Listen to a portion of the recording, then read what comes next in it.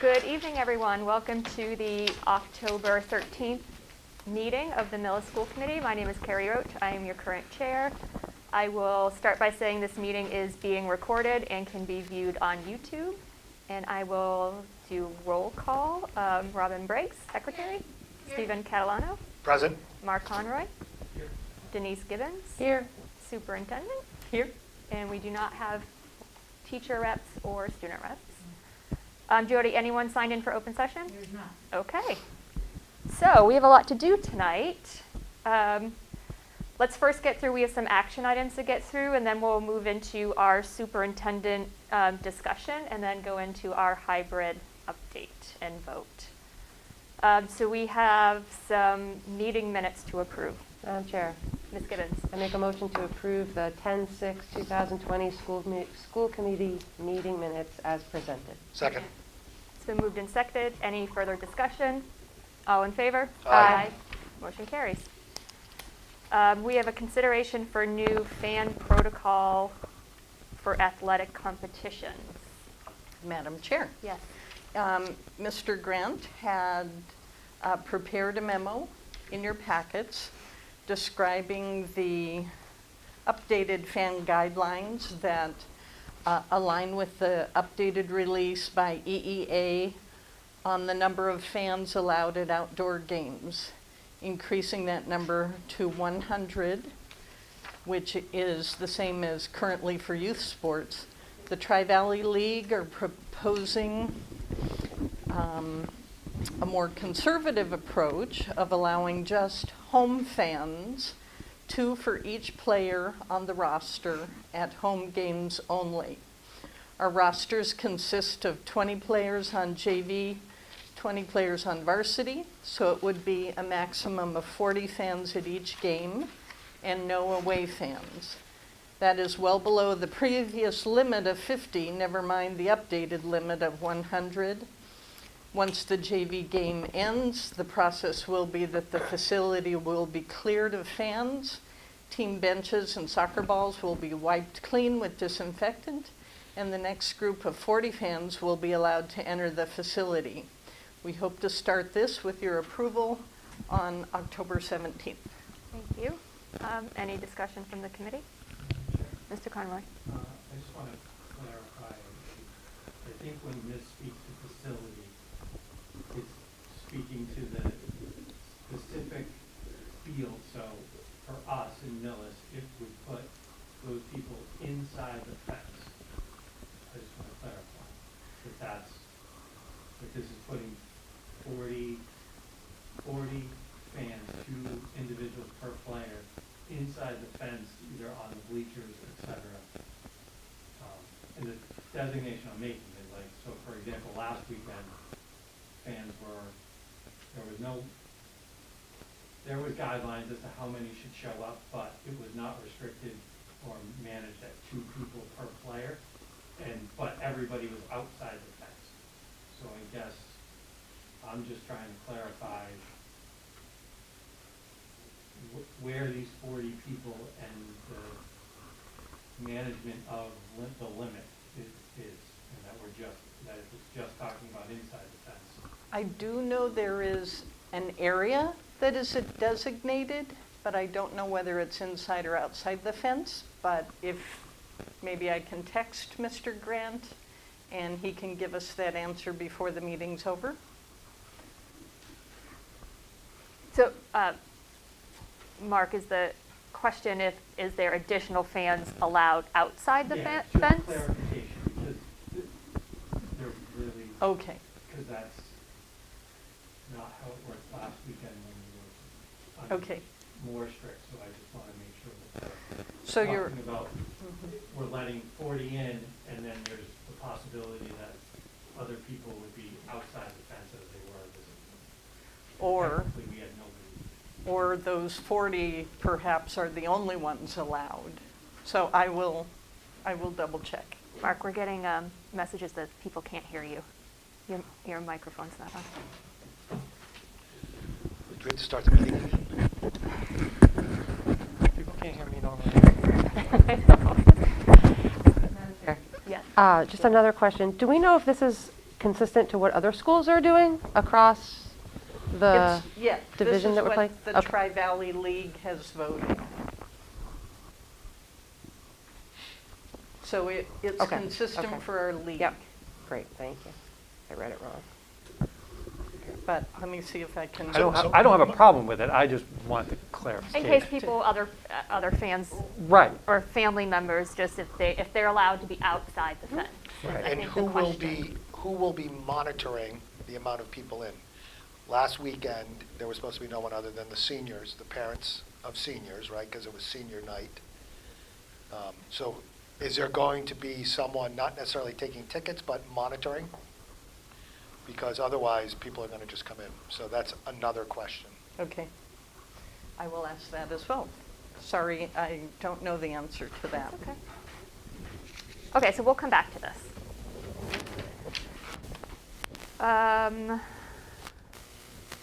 So we'll go to consideration to approve the Millis Health metrics. Let me pull that up.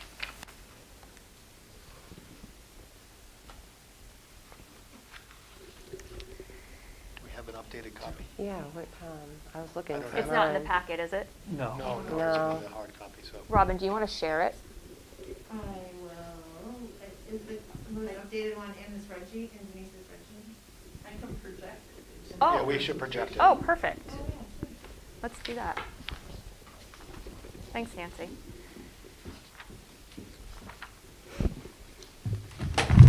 Whoop, Uh-oh. Careful. sorry, Dave. And maybe while I'm doing this, Mr. Mulaney, can you text Mr. Grant on the other question? Oh, that Okay. would be perfect. Great. Do you want to come Yeah, the mic would be good. We here, need you come be- to the so microphone? the camera can pick up. If you don't mind, I'll. So the two fans per athlete would be inside the fence. The determination was made among the Tri-Valley ADs and the principals that that's an area we can control. What happens outside the fence, we can't keep full control on it. Obviously, if something were to happen that would be severe, we'd deal with it. But it would be the fans inside the fence, and they'd have like a card or a lanyard or something like that. All the Tri-Valley principals and ADs were in support of it, and it was for home fans only. will there be inside the- someone- inside the facility? Will there be someone at the gate to ensure? Yeah, there'll be someone monitoring who comes in, yeah. And they should have, I think it's a card or a lanyard, depending on the school, but I think we're gonna go with cards. Okay, Perfect. Madam Chair, Mr. Conroy. thanks, Bob. I would make a motion you. that we approve the new fan protocols for fall athletic competitions as presented. Second. Moved and seconded. Any further discussion? All in favor? Aye. Aye. Motion carries. Thank you. Okay, so we'll move over to, thank you, Nancy, for putting that up, the Sure. Millis Health metrics. Again, so this was decided with the Health and Safety Committee, which comprised of myself and Steve Catalano on the school committee, Nancy, the school nurses, and a few of the faculty members. So we took a look at some metrics to help start a discussion around moving between hybrid, remote, and fully all-in. So, and I know the public, this is the first time we're seeing this. So there's 3 different measures. One is if the state of Massachusetts, DESE, or the Millis Board of Health indicates the need for the closure of school, of course we would comply with that. And then the DESE metrics in itself, the red, yellow, and green and white, that's when we look at Millis only. So this is a graphic that I think people are pretty familiar with. The second measure looks at positivity rates and a 14-day average of Millis and the surrounding towns. And our hope is that it stays below a 4% positivity rate. And you can see where we're good for there. I think the last one we did, or the last look we did, was 3.66. Again, these metrics come out once a week on Wednesdays, so this would get updated. And then measure 3 is always the catch-all if there's any other issue that we need to talk about, whether it would be expectation for health and safety measures, student mask wearing, any type of safety measures that we're seeing a decline in that would cause us to have a discussion about whether we stay in hybrid or remote. The last piece of it just says that if and when one of these metrics are met, the school committee, along with the health and safety committee and the Millis Board of Health, will consider these metrics together and holistically, and through consensus, make a decision should closure or reopening the schools be necessary. So again, these aren't meant to be as soon as we hit one that we're moving to like remote. If we're in hybrid, that we're automatically moving to remote. This is meant to spark a discussion and talk about it and see if there's a reason that we need to make a change.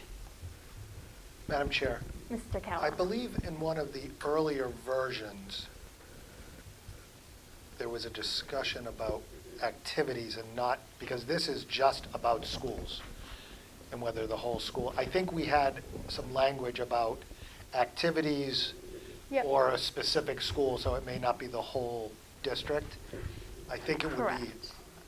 I think we could probably discuss it tonight, but I think we could probably vote on it, but I think we should add that this is not for. Sure. Meaning that if there's an increase of COVID activity in one of the schools but not the other, we can make the decision to change one school and not the other. Right, or on a certain activity, a sport or a club.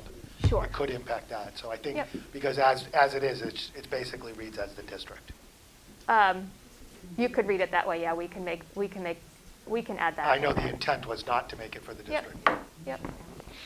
So I know later in our hybrid discussion, we will go over the contact tracing and all of those protocols, but just wanted to get this out there because I know the public hasn't seen this document yet, and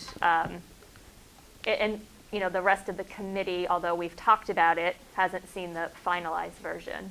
So again, this was written with our Health and Safety Committee.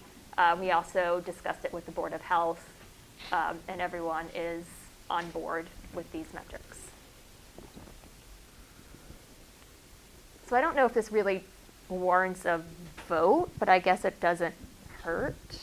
Madam Chair, Mr. Catalano. I make a motion to approve the Millis Schools health metrics as presented.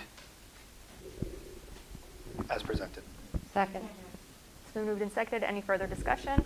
I think the intent was for the activities or a specific school or sport, so we can add that, but I think one could read it, that this could cover everything, but I think it could help to specify, but I still think we should approve tonight. Understood. Madam Chair? Yes. Are we gonna post this on the website somewhere where people could look, and then specifically if we want to keep the cohesive town data, should we Updated. post that weekly, just so people can see it? Okay. We had a motion, Yep. somebody seconded, so any other discussion? All in favor? Aye. Aye. Motion carries, thank you. Okay. We have a consideration for approval of transportation program apartment lease.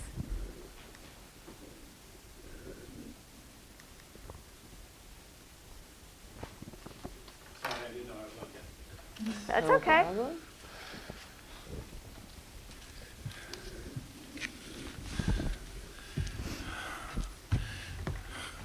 Madam Chair, you have both leases and you have my memo in your packet.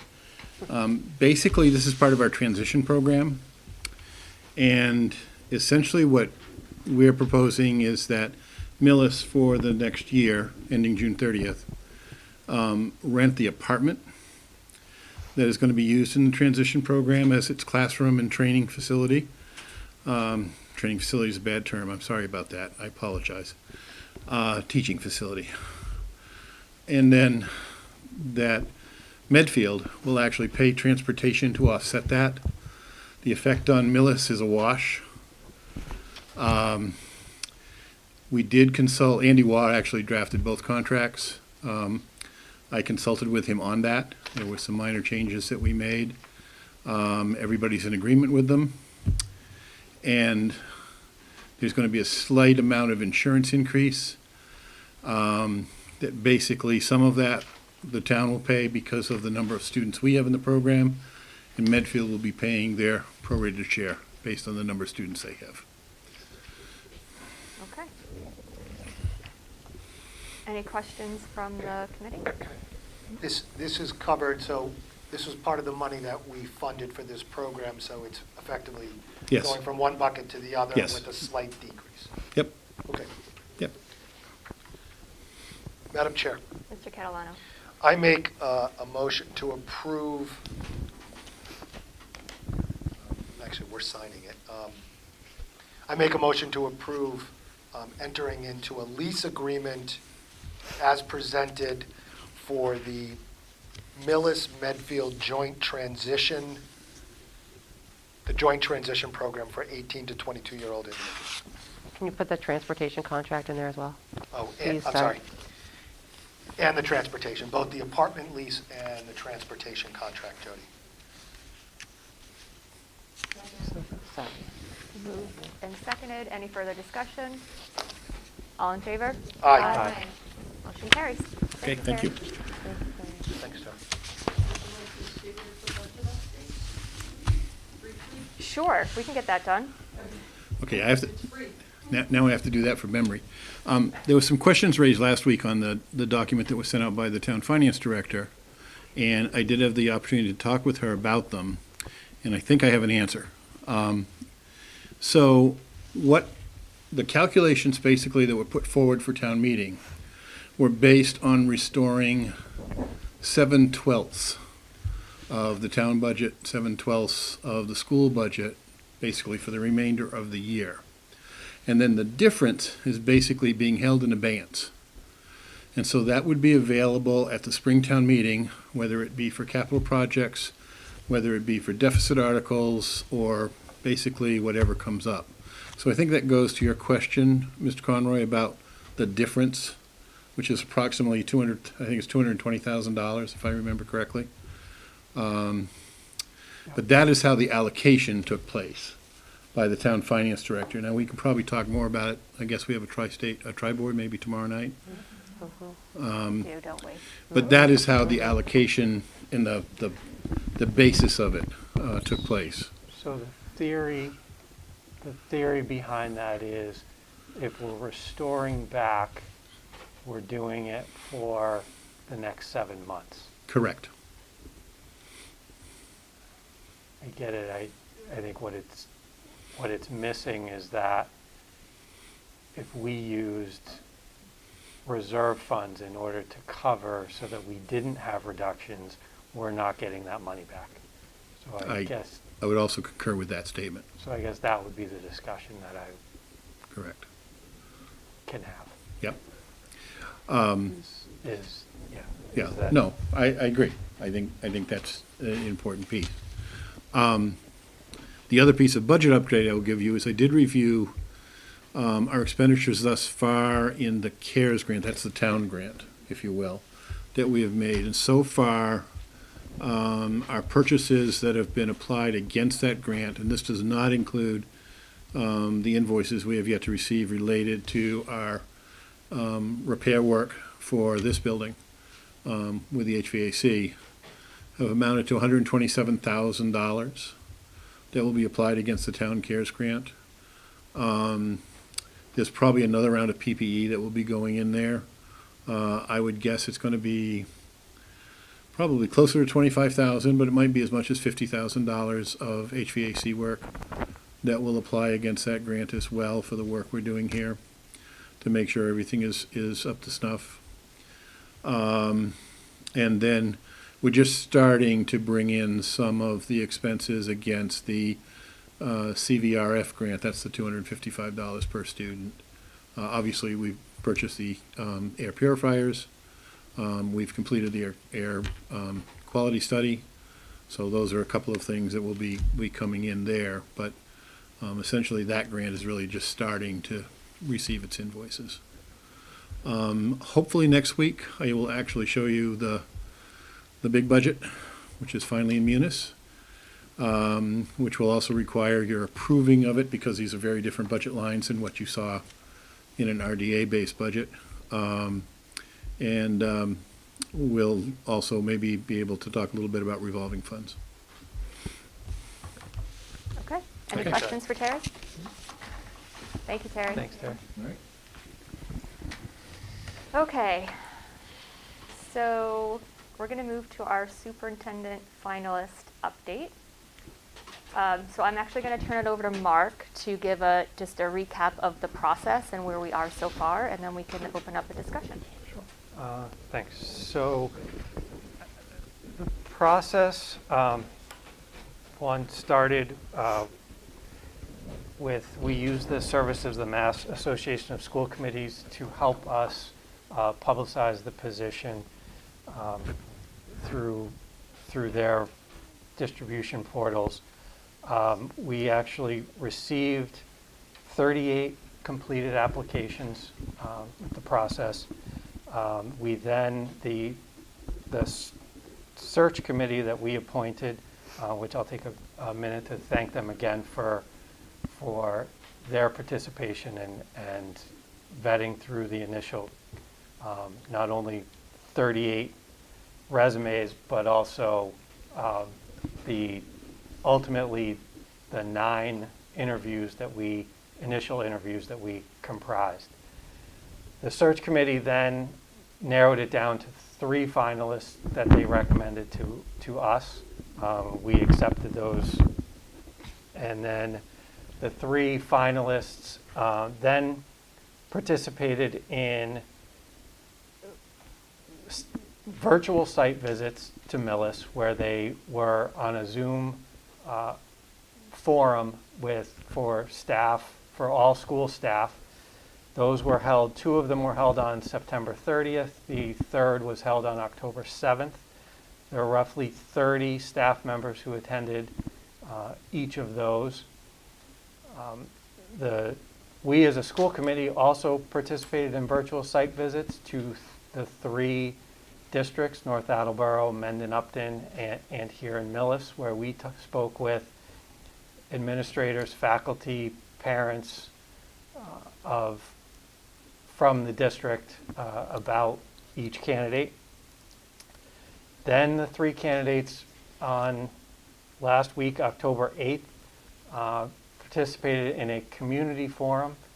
They each spoke for roughly an hour and took questions that had been submitted by the community. That community forum was also recorded. So there were roughly 19 people who watched it live, and there were another 52 viewings of the recording. And then last night, the school committee conducted its final interviews of each of the 3 candidates, which was also recorded and published. Well, it was live via YouTube last night, but then the video was also sent out this morning. So that has been the process that we've undertaken to get to where we are tonight, where we can discuss and make our selection. So again, not only to the search committee who participated, but for all of the community members and staff who took time to fill out feedback forms for all of the candidates, and most importantly, to thank the candidates themselves for spending the time and getting to know the district and offering their services and applying for the role. Thank you. So I'm going to ask you all to bear with us. There's a little bit of procedures that we have to go through in this type of a selection process.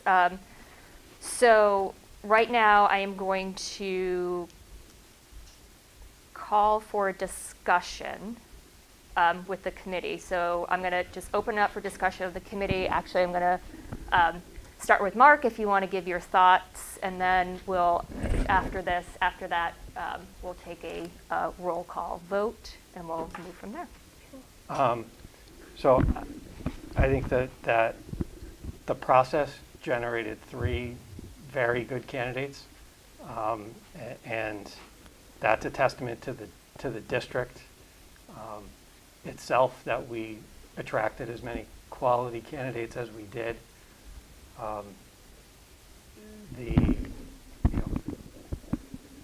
It was a pleasure meeting all 3 and getting to know all 3 candidates throughout this process. For me, there was a couple of things that was a fit for the district and a view of looking long-term were some of the things that were key for me. And so when it came down to it, a couple of things stuck out to me about the candidate that I think we should appoint, and that was not only the concrete evidence of vision where they would take the district, but also the degree of support and commitment by the staff members to truly follow where they would lead. So through this process, I would support Bob Mulaney. Thank you. So I'll go next. I echo what Mark said. We were extremely lucky to have the 3 candidates that we had. For me, there was 2 particular candidates that really stuck out, but at the end of the day, really what firmed it up for me personally was the vision for the district, and just the leadership that this candidate shows and will continue to show. So I echo Mark and support Bob Mulaney for superintendent. Steve? It gets a little more difficult as we go because everyone has said the right things. I think all 3 candidates were excellent. I think as a district, I think any one of them would be good, but clearly at the end of the day, there was one that was kind of outshone the other, and I think Mark's point of fit for the district has been proven over a 14-year career and a commitment to the students in one school, and just overwhelming support by the community, by staff, by teachers. Just it would be difficult not to pick Mr. Mulaney as the next superintendent, but it's not to take away anything from the other 2 candidates. They were both very good, top-notch, but I think the direction of the district is in good hands with Mr. Mulaney. Denise? I will continue the thanks to the community, faculty members, the steering committee, most especially Mr. Conroy, for leading us to this point. In a time where there has been a tremendous amount of work to just have the regular operations of school happening, people have really stepped up throughout this process and have been engaged as a community in support of the process. I think, as others have said, all 3 candidates, we would have been in excellent hands with all 3. All 3 were engaged, they were passionate, they were engaging. Hopefully they learned a few things from us. I certainly learned a few things from them. It was a pleasure to see Mr. Mulaney in a bit of a different light than we see him on a regular basis, and be exposed to some of what he thinks for the district, both present, short-term, long-term. the amount of support based off of the relationships that he's built, not just in town, but it spans out of town as well with school choice students that have come into town, was truly outstanding. And really, last night was for me, in the final hours of the discussions last night, I'll just echo what you guys have already said. Everything that Mr. Mullaney has put into the district is what he expressed last night as he spoke about his vision for where he wants to take the district, is to build upon the success that it's had and continue to expose the children of Millis to things outside of what we have here in this community.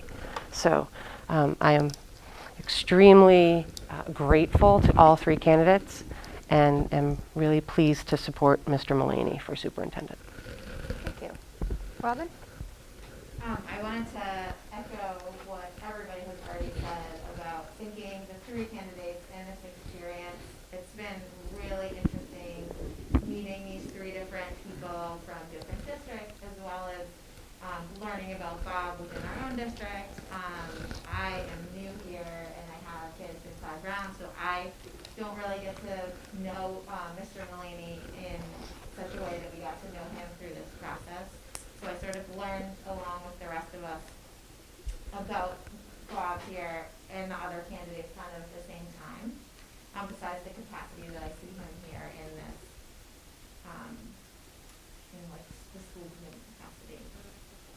That being said, I loved the enthusiasm from the two other candidates and the way that they were super interested in our district and how all the research that they did from outside the district to learn about Millis and to come up with ideas or write all the things down that they have learned and kind of tell us about how their vision for Millis as an outsider.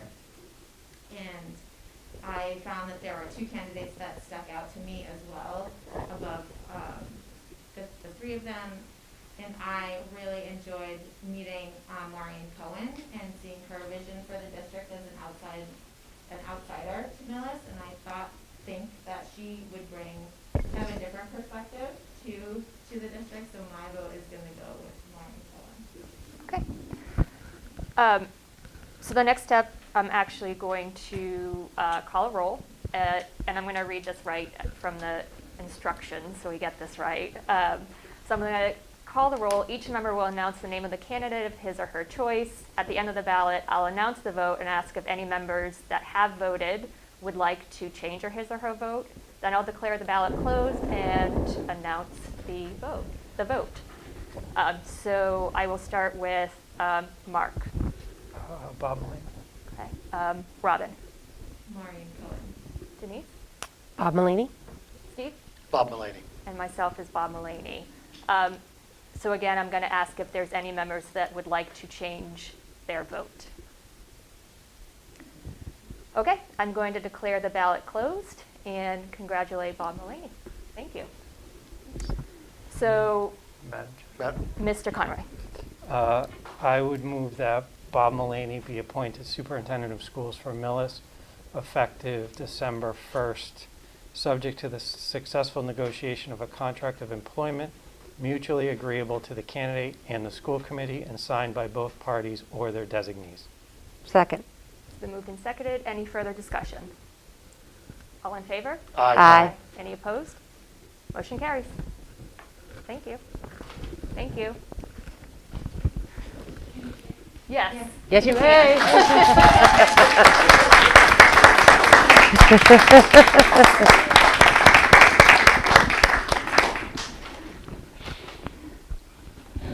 All right, do we have something else to do tonight? Just a little, right? All right, let's move into our school reopening plan. All right. And I appreciate that everybody is here to speak to a little piece of it.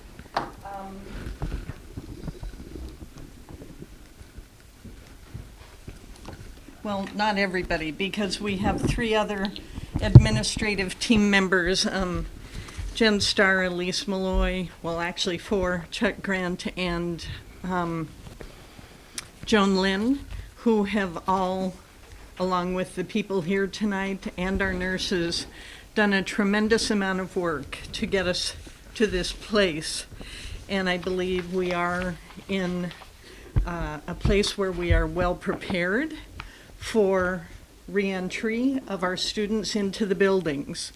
Last Friday, we sent out a comprehensive document where we tried to pull together a lot of information that parents and families would need and appreciate, with over 45 documents linked into what we called the hybrid reentry safety information.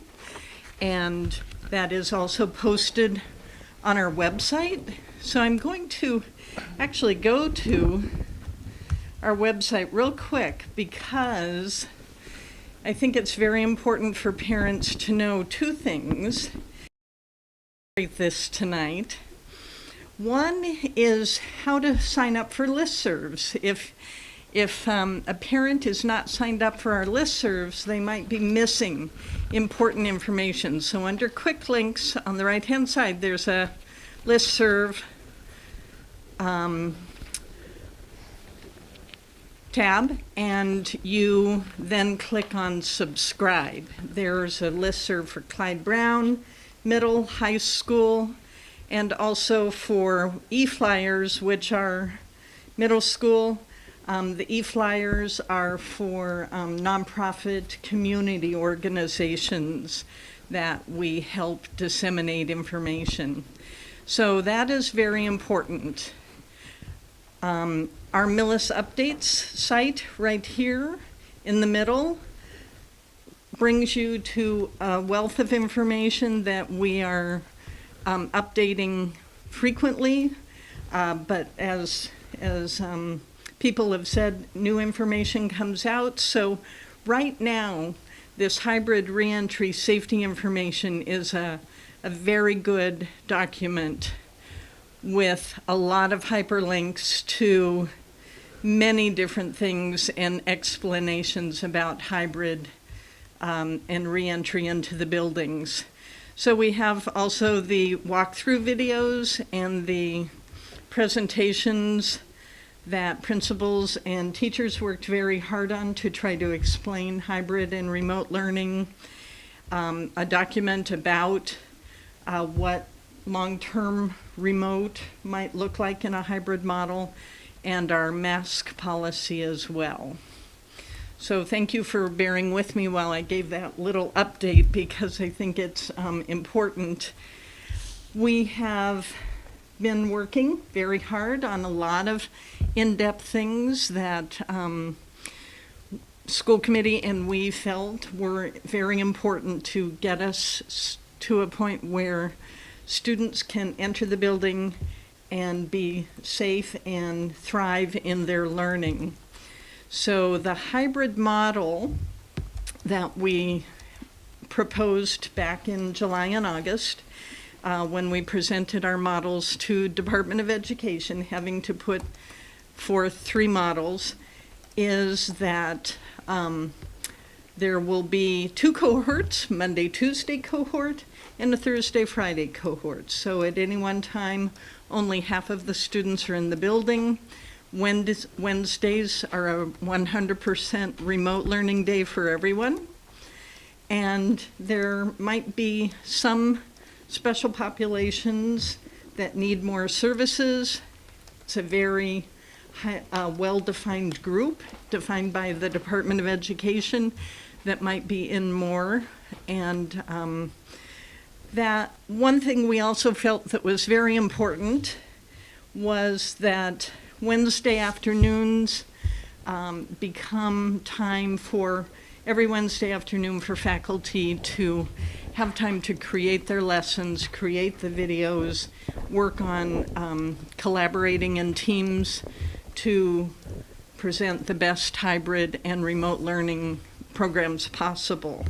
So we used to have longer but less frequent early release days once a month, and we divided it out so that each Wednesday afternoon there's some time for faculty to collaborate. As we've mentioned before, and forgive me if for repeating, but being in person benefits students in many ways. The analysis of the research shows that blended learning is a highly effective model. It's something we've been doing in Millis a lot prior to the pandemic hitting. So Millis was well positioned to utilize our technology-enhanced learning management systems, our learning pathways, our choice boards, all of the things that teachers had already worked on. We know that the kids who lose the most ground and struggle the most in a fully remote model are the ones who are usually lower performing and struggling academically. Oftentimes remote can heighten the disparities, socioeconomic disparities for food insecurity, academics, and mental health issues. We also know that younger students struggle in remote more than older students. That's pretty logical. By middle and high school, our kids are very adept, resulting in lower grade point averages and but a real big concern for us is the social emotional. We believe that kids thrive, and part of what Millis is all about is that small school, big family. So kids thrive when they have good relationships with each other, with their teachers. We walk the talk and build that culture among teachers with administration and a lot of collaboration and good trust that really helps everybody get through these difficult times. So we have about 83% response right now, and the principals in their offices are calling or reminding parents and following up for that last 15 to 17% of families that haven't responded yet. We'll send the survey link out again of whether to stay a long-term remote, fully remote, or come into hybrid. So these are the responses. About 85% of our families are choosing to come in a hybrid model. Other districts surrounding us are hybrid, or some of them have gone fully in person with 100% of their kids in the building, at least 4 or 5 days a week for the youngest populations, usually a pre-K up to grades 2 or 3 in Holliston, Medway, and Dover Sherborne is considering that for next week. As an important part of all of this, the most perhaps important part of the safety plan, and the research shows that it's important that it's not just one thing, it's the combination of strategies with the hand sanitizing, the disinfecting of surfaces, the social distancing at 6 feet, and face masks. Face masks probably being the most effective way to mitigate or try to eliminate the spread of COVID-19. Face masks are required. We have a strong policy around this, and we will be monitoring it. We will be very vigilant. Our kids are great, and they're going to comply. They're going to do the right thing. They're going to take care of their peers and their teachers and the staff by doing the right thing and wearing face masks at all times. So very briefly, I'll have Mr. Wiggins speak to transportation, and Mr. Engler, you're in the batter's box.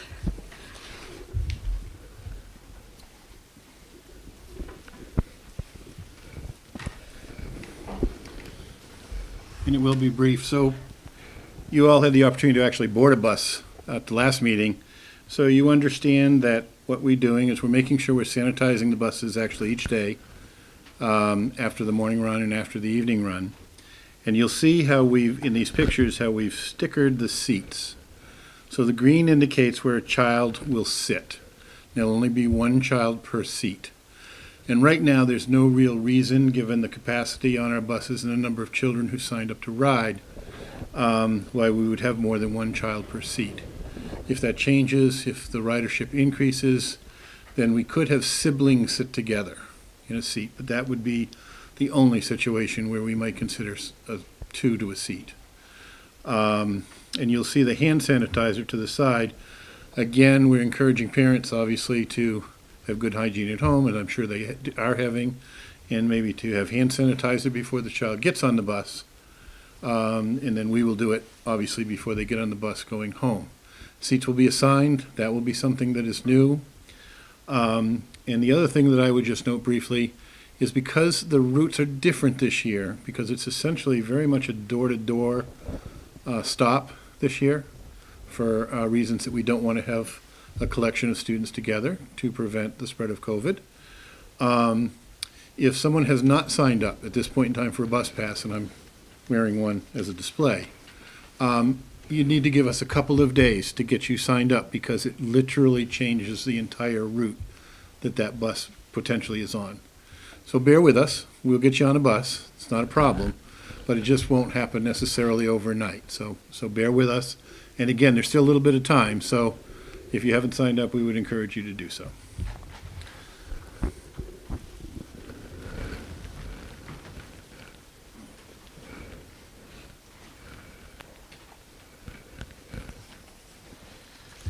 Good evening. So we've talked about this a couple of times already. Nothing's really changed as far as the building. As we know, as far as the fresh air intakes and exhaust, we have the state-of-the-art building right next to us. Here, we did do a study at this school. We know that the study came back very positive. We were able to also exceed the exhaust by overriding our exhaust systems. We've been able to manually override every single one. There's 3 that we'll be tying in towards the end of this week on a timer. So all of our exhaust systems will be working throughout the whole school. The 5 motors that we had that we needed to replace out of the 33 that were up on the roof, 3 of those motors are in. We're hoping the other 2 will be in before the end of the week. We do have electrician coming in towards the end of this week, as well as control point to finish up some of these last items.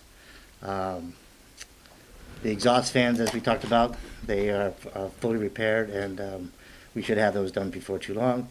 Air purifiers, as we mentioned before, air purifiers have been distributed throughout the whole school. We had a couple of this afternoon. I'm not sure if you heard them when you came in, but everywhere throughout the high school, middle school, we have air purifiers.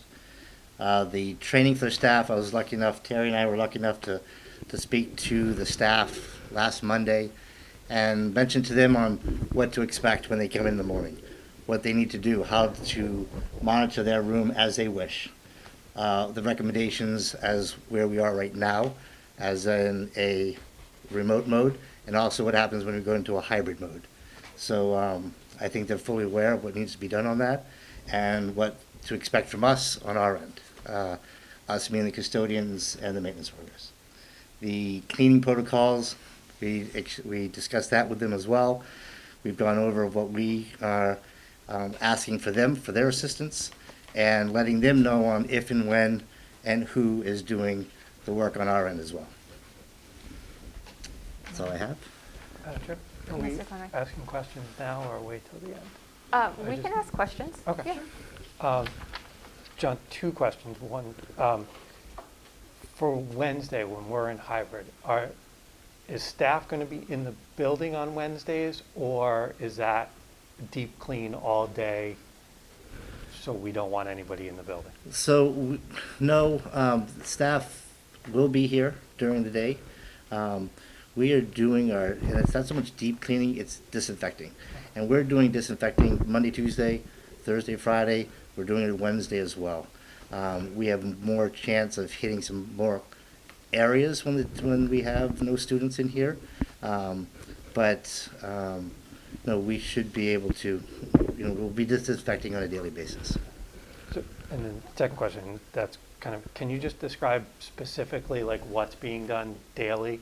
And it sounds like nothing, I was going to ask the daily versus weekly, but maybe. Yes, so besides your regular custodial duties, the enhanced aspect of what we've been doing as far as disinfecting goes is we are asking the teachers before they leave as well to, when they're switching either in classes, when they're going out for mass breaks, to go ahead and address, or even after lunch, to address the tables as they need.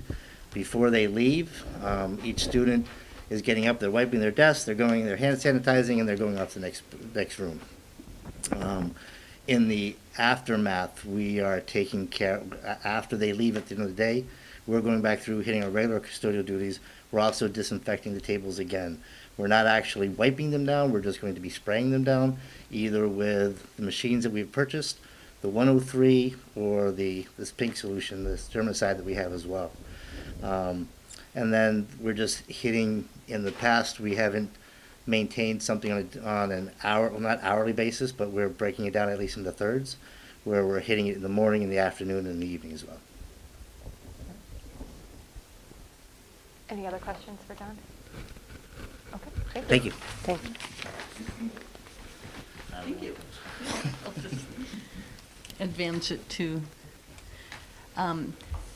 the three principals are going to actually speak to these slides, and we'll cycle through because they are different a little bit in each building. Thank you. Thank you. It's nice to see you all again. Thank you for the opportunity to touch base on these slides. The entry, exit, and a few other protocols that are in place. You had the opportunity to walk through the buildings last week, and the entrance in the front where parents will be dropping students off, there are paw prints so that students know the travel pattern. We have 2 sets of hand sanitizing, automatic hand sanitizing machines that will, each lane will be sanitizing their hands prior to going into the building. Once they get into the building, they will sanitize their hands again going up the stairs, and then they will be going into their classrooms. We have a lot of signage throughout the building, making sure people are aware of the masks, as well as some plexiglass throughout the building, especially in our office, to help add a little additional protection for our office staff. And then at dismissal, it's the same process. Students will be following the same patterns, just going out, down the stairs, sanitizing their hands before they go down the stairs. Then before they get on the buses, they will also be sanitizing their hands again. We have sanitizing stations throughout the building for the purpose of frequent sanitization, as well as signs in the bathroom for frequent hand washing. We have a more age-appropriate and friendly picture in the bathrooms for our elementary students, just to remind them that they are washing their hands for 20 seconds. We'll also have monitors supporting that process as well. The signage is extremely important throughout the building as just a reminder, 6 feet of distance, and making sure that students are washing their hands. For lunch and recess, we do have a designated area for recess for each group of students, so that students are not going to be playing with someone from another classroom. Each class has a designated area. We trained our monitors on activities and things, structured activities that they could do with students so that they can have fun, really get some energy out. The PE teachers helped us identify some games and activities that would be easily controlled by the monitors, but give students an opportunity to be active. They will also wear their masks. Throughout the building, you have little black or yellow paw prints so that students know the pathways throughout the building. And in our lunchrooms, most students will be eating in their classrooms. We have identified some allergy-aware classrooms that will be eating in the cafeteria for the inclusion and safety of all students, just so that there wouldn't be any possible contamination of accidentally opening something in a classroom where that was could be detrimental to a student. So certain classrooms will be eating in the cafeteria, but most will be eating in their classrooms. We have identified within the bathrooms taping off sinks so that each end of the bathroom, someone will be washing their hands, a male or a female. There one male, one female in the bathroom at a time. There's one stall that will be used to use the bathroom. Others are marked as not usable by indicating, like the picture here is an X or a red stop sign, so that students know that this is not an area that will be used at this time. I believe that is all for me, and I will bring it back to the beginning. So, Mrs. Thank you. Knoll can- One question, I don't know specifically if it's maybe Terry, around lunch, can we clarify if students want to bring their own lunch, they can bring a lunch box and a ice pack and all that, just it needs to be clearly labeled and it has to go away, so there's no restrictions on students bringing food in or lunches in? Correct. Same thing with snacks? Same thing, but there will be no access to a microwave. You know, Yes, yes. Okay, thank you. Thank you. Thank you so much.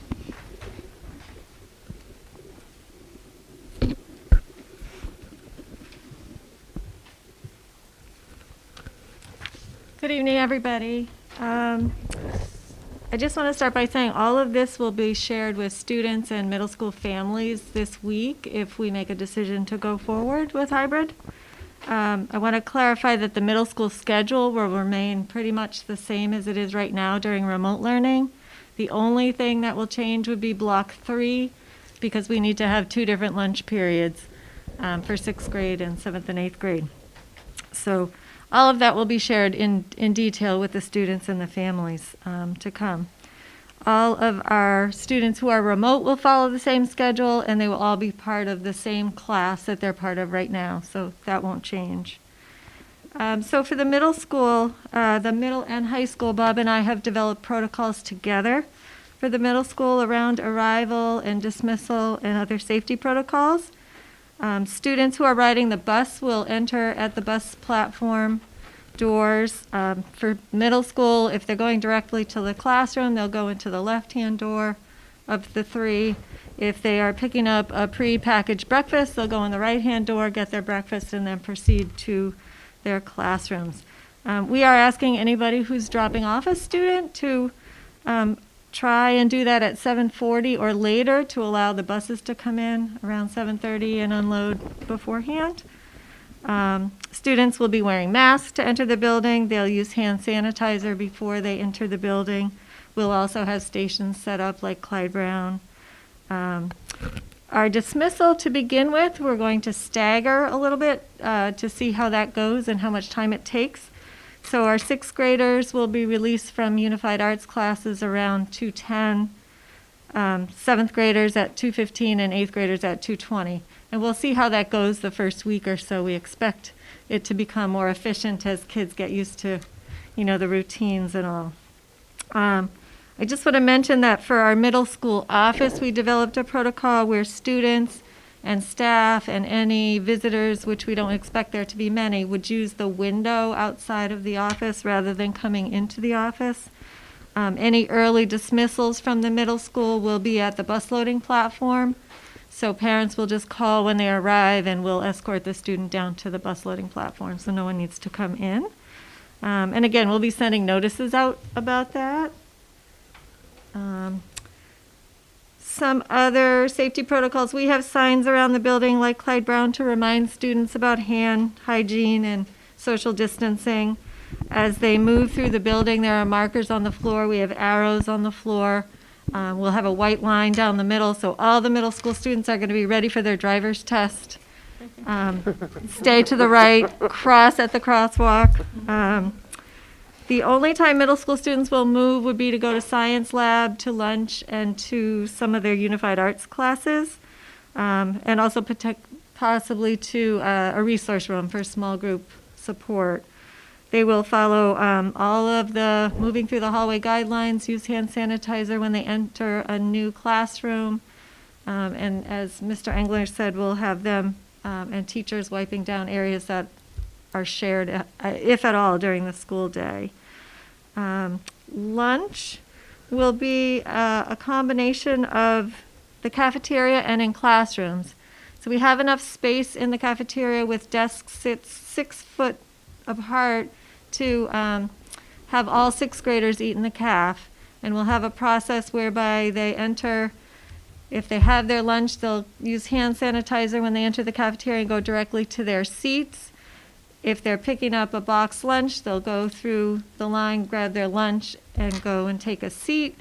On the seats in the cafeteria, we're going to have a QR code and a number on each desk, and that QR code links to a really short Google form that takes their email address, and they just type in what number seat they're sitting at, and that will help us with contact tracing if we need to. If a student doesn't have a cell phone, we're going to have an iPad in the cafeteria to do that for them. So we'll be recording who sits where every day. 7th and 8th grade will alternate. So on an A day, 7th grade will eat in the cafeteria. On a B day, 8th grade will. And on those alternate days, they'll be eating in classrooms. And we've arranged a process with Sean Fallon whereby students submit their order in the morning through their homeroom teacher, and they'll have lunches prepared for whoever needs lunch. And then those lunches will be covered by staff other than classroom teachers so they can have their lunch break. And weather permitting, we'd like to maybe eat outside sometimes at some of the new picnic tables that we just got, or, socially distanced outside. Let's see. So that's movement through the building. That's our cafeteria. Sorry, I didn't advance that slide. And then our bathrooms are set up for single use, one at a time. Students will sign out in their classroom. There are 2 floor markers for 2 people to wait outside the bathroom. There's a sign on the front that says stop on one side that it's occupied and okay to go in one at a time on the other. We'll be asking kids if they, head into the hallway and see 2 people waiting to go back to class for a few minutes, and we'll also be monitoring that. We will not be using bathrooms during transition times, but during class so that we can kind of monitor who is in there when. And then just a couple additional things for middle school. Students will not be using lockers. We have zip-tied them all closed for the moment. So we'll be asking them to bring their sling bags that we gave them with their supplies and their devices.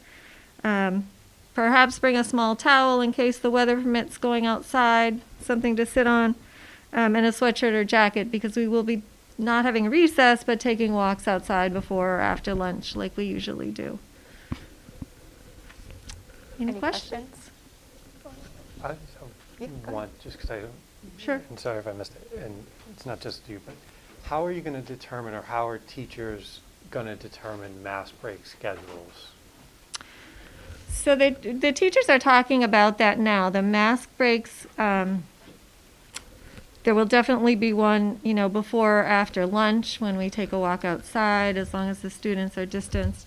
And then because the 6th grade will have lunch at 10:30, their mask breaks might be at different times. I think it's going to depend on the need of the students. We'll definitely schedule one in the morning and one in the afternoon.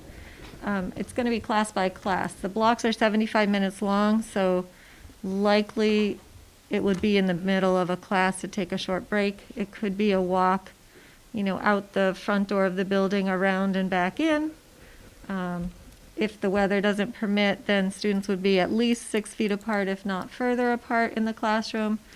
We'll have paper towels, or if they have a lanyard for their mask, everybody facing the same direction just for a few minutes at a time. Any other questions? Yes. So, a parent had asked about the towels that you had said to bring in, and they were curious to know if they should just check the weather and send their kid in with a towel, or if, they're gonna be eating in the cafeteria that day, does that mean that they won't need it? So. I would say that the teachers will direct that. Okay.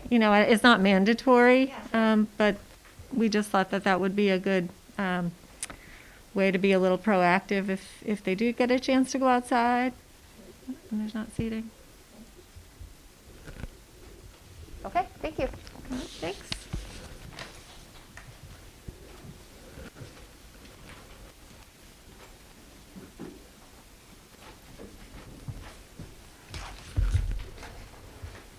Good evening. And before I get to this, I'd just like to thank Mark and the school committee for all their work on the superintendent search. And I'd like to thank Nancy and the admin team and everyone else for their support. I'm very excited about it. So thank you all very much. Thank you. Thank you, Bob. Thank you.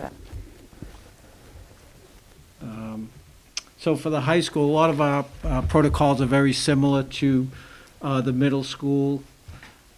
Entrance in the morning, we have a number of kids who drive, so they'll be entering through the doors that are closest to their classroom, and we'll have morning monitors to make sure the hallways and the various areas are kept, students are kept moving, and they'll proceed right to their first period class. If they are going for breakfast, they'll go to the cafeteria, get their breakfast, and then move to their block 1 class. The big difference between the high school and the middle school is we are moving between classes, and so we'll be, when a class is ending, students will wipe down their own desks. Every room has the pink germicide that John mentioned, and paper towels.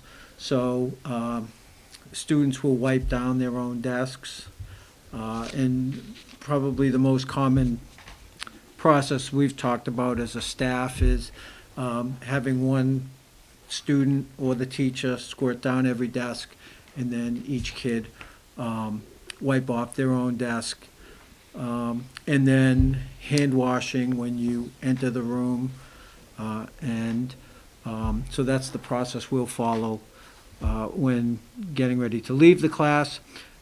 We will stagger the dismissal times by section of the building.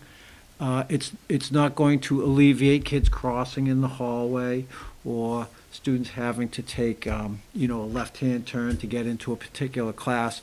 We will have hall monitors. I will be out in the hallways. Mr. Grant will be out in the hallways, just making sure kids aren't congregating and, we're keeping social distancing. We just certainly want to avoid some of the images we saw earlier this year, and I think it was a high school in Georgia and things like that. We want to work with the kids to keep them moving. We won't have the bathrooms won't be utilized in between passing, as Maureen mentioned. And so, any student that's using the bathroom will be leaving from class, so we'll know who's where when.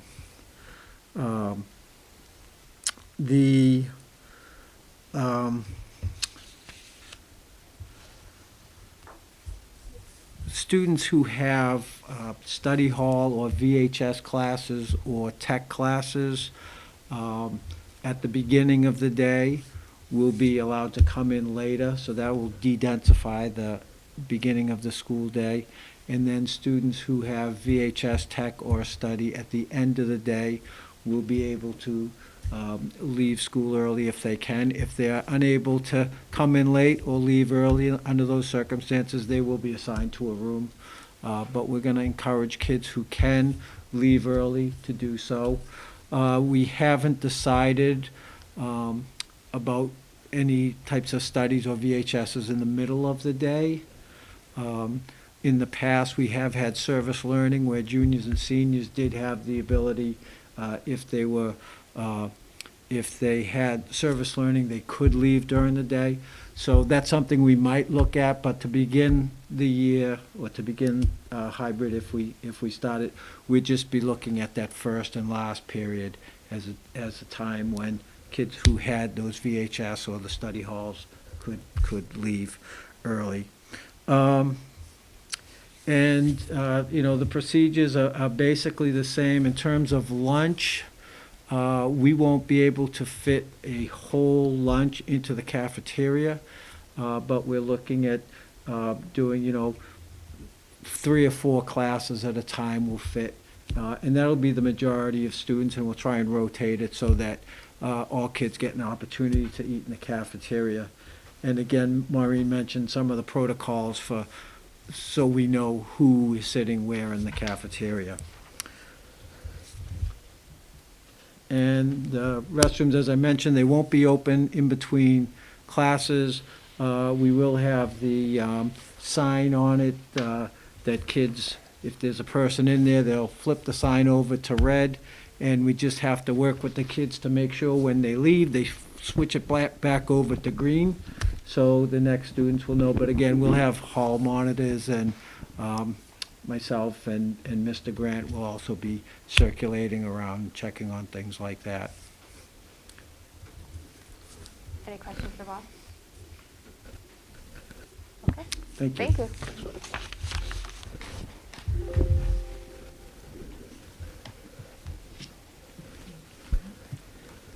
Good evening. Hello. I'm going to ask for your help and indulgence to start. We're going to talk a little bit about the app, and we had planned a presentation from Safety App, and because the schedule was not what we thought it would be, they're not able to present tonight. So I might try to punt and guide you to uploading this app and trying it, but first I'll do the overview, okay? So the goal of course, is safety and health and wellness for everybody. So the goal is that we're going to implement an attestation or a screening procedure, and it was decided it would be by an app. The current structure, and this is during hybrid learning, the current structure is that caregivers would complete this for all students. It's for both staff and students, but right now, for the purpose of the community, I'm going to talk about students. Right now, they're scheduled to go out as a prompt on the app on Sunday and Wednesday. And we're asking that caregivers complete them before coming to school that week.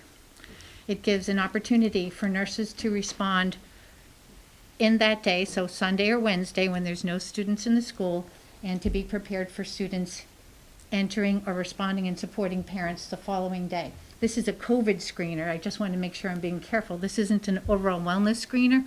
Regular illness will be handled in the same way it always is. And there are 6 prompts. Whoops. Goodness. Sorry. There are 6 prompts, and a yes to any one of the prompts, the first 5 prompts, was a trigger to suggest that the student or the staff member would not be coming to school. And with staff, we're suggesting that the suggestion or the requirement is that they contact their supervisor, and for the student, they're given notice that there'll be a follow-up from someone from the health office. So Sunday night, for instance, there'll be a nurse monitor watching these responses come in.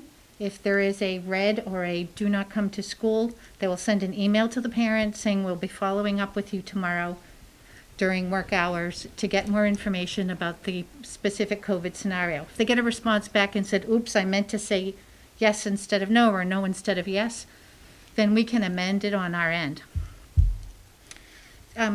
Terry did a great deal of vetting a number of apps and decided on Safety App, AUX, and from that goes an email you've all received today, somewhere around 6 o'clock, an invitation to download the app and to sign in. I have to say, they've been really wonderful. So we worked pretty quickly with them since last Wednesday? Last Wednesday it was decided. And they've already uploaded all our questions, started configuring our groups, etc., and we're still working on staff data. These are the questions. I won't go through them, but they're the ones we see everywhere we go. 100-degree temperature, 2 or more of the following symptoms. We're stressing that are unusual for you. So if you always get a rash when it gets warm, that's not something that's an indicator of COVID. Has the student or the staff member, if it's staff, been in close contact with someone who has been confirmed to have coronavirus? Have we been told to isolate by the state of Massachusetts or another Department of Public Health? They also were asking for families to talk about whether or not they've complied with the travel order, yes or no. And the last thing is an I agree. So the 5 statements, the 5 triggers are in the first questions. And the last one just says, please agree, because we're doing it on Sunday from Monday. We're asking families to confirm to us that should anything change before the second day of school, that they would contact the health office and let us know there's been a change in the status for this attestation. And then here's the presentation by AUX. So sorry. All right, if we can go. I'm going to go back. So my experience was that I got that email, and I'm assuming you got it. It gives me directions to download, whether it's Apple platform or I'm going to go blank. This is not my deal, guys. you're Help me fine. out here. Or an Android. And to download the app. Have any of you tried to do that? I just did Have it. you been able to do that? Yep. Okay, terrific. So you've done that in the last few minutes while I spoke? Yes. All right, and in the email, you had a password? Yes? Correct. Yes. Okay, were you able to log in? Yes. Yes. Did you see the attestations? Yes. Yes. Yeah. Awesome. And it came out with red or green. It's pretty clear, right? You get the email. You, It comes to an email. you get an Nothing- email, you also can click on and get red or green on your screen. Top right-hand corner should have a pass. It should give you a pass, should send a pass to the app. Top right-hand corner, you should get one daily. From an Or experienced every user. time. There we go. Got it. Every time. Awesome. New feature. So we found it incredibly user-friendly, and the group that we met with, wonderful to work with. And we're moving pretty quickly with technology to format our data so that this can all happen. Should you vote to us to begin hybrid on Monday, we would be ready to send it out Sunday, and we can send prompts if it does not get completed. We do understand that we will find some gaps in the data or some emails that have to be changed, et cetera. So we do expect that, and we encourage families to tell us if they don't receive it. And we'll be working really closely next week to amend any misses we have. Questions? No, Madam it was Chair. really easy. Dr. Marks, will Yes. the email go to, how are we getting the email list for guardians or caregivers? They're the emails that we typically use from schools that are put into Power School. Okay.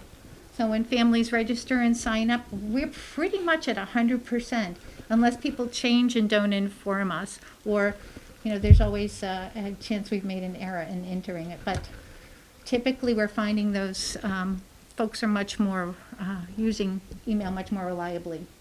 And will But it go yes. to multiple members within a household? I So- believe right now it's one. I think right now it's, I believe right now it's one. Okay. we can check on that. Okay. When someone who was working with the data today said we had to associate one name, one email Yeah. with one student. Okay. So I think if parents or caregivers have a request that we change that, we could do that as well. Okay. And then in the long term, we'll look into whether or not it's advisable to have high school students, in some cases, fill it out for themselves. We can associate multiple students with the one email. Yes, sir. So if you have a Clyde Brown and a high school student, for example, both of those students can be associated with the one email and I believe one attestation. I'm not sure how that works. They can go in successively. What Mr. Wigan is saying is that one parent, one caregiver can go in for several students and complete the attestation individually per student.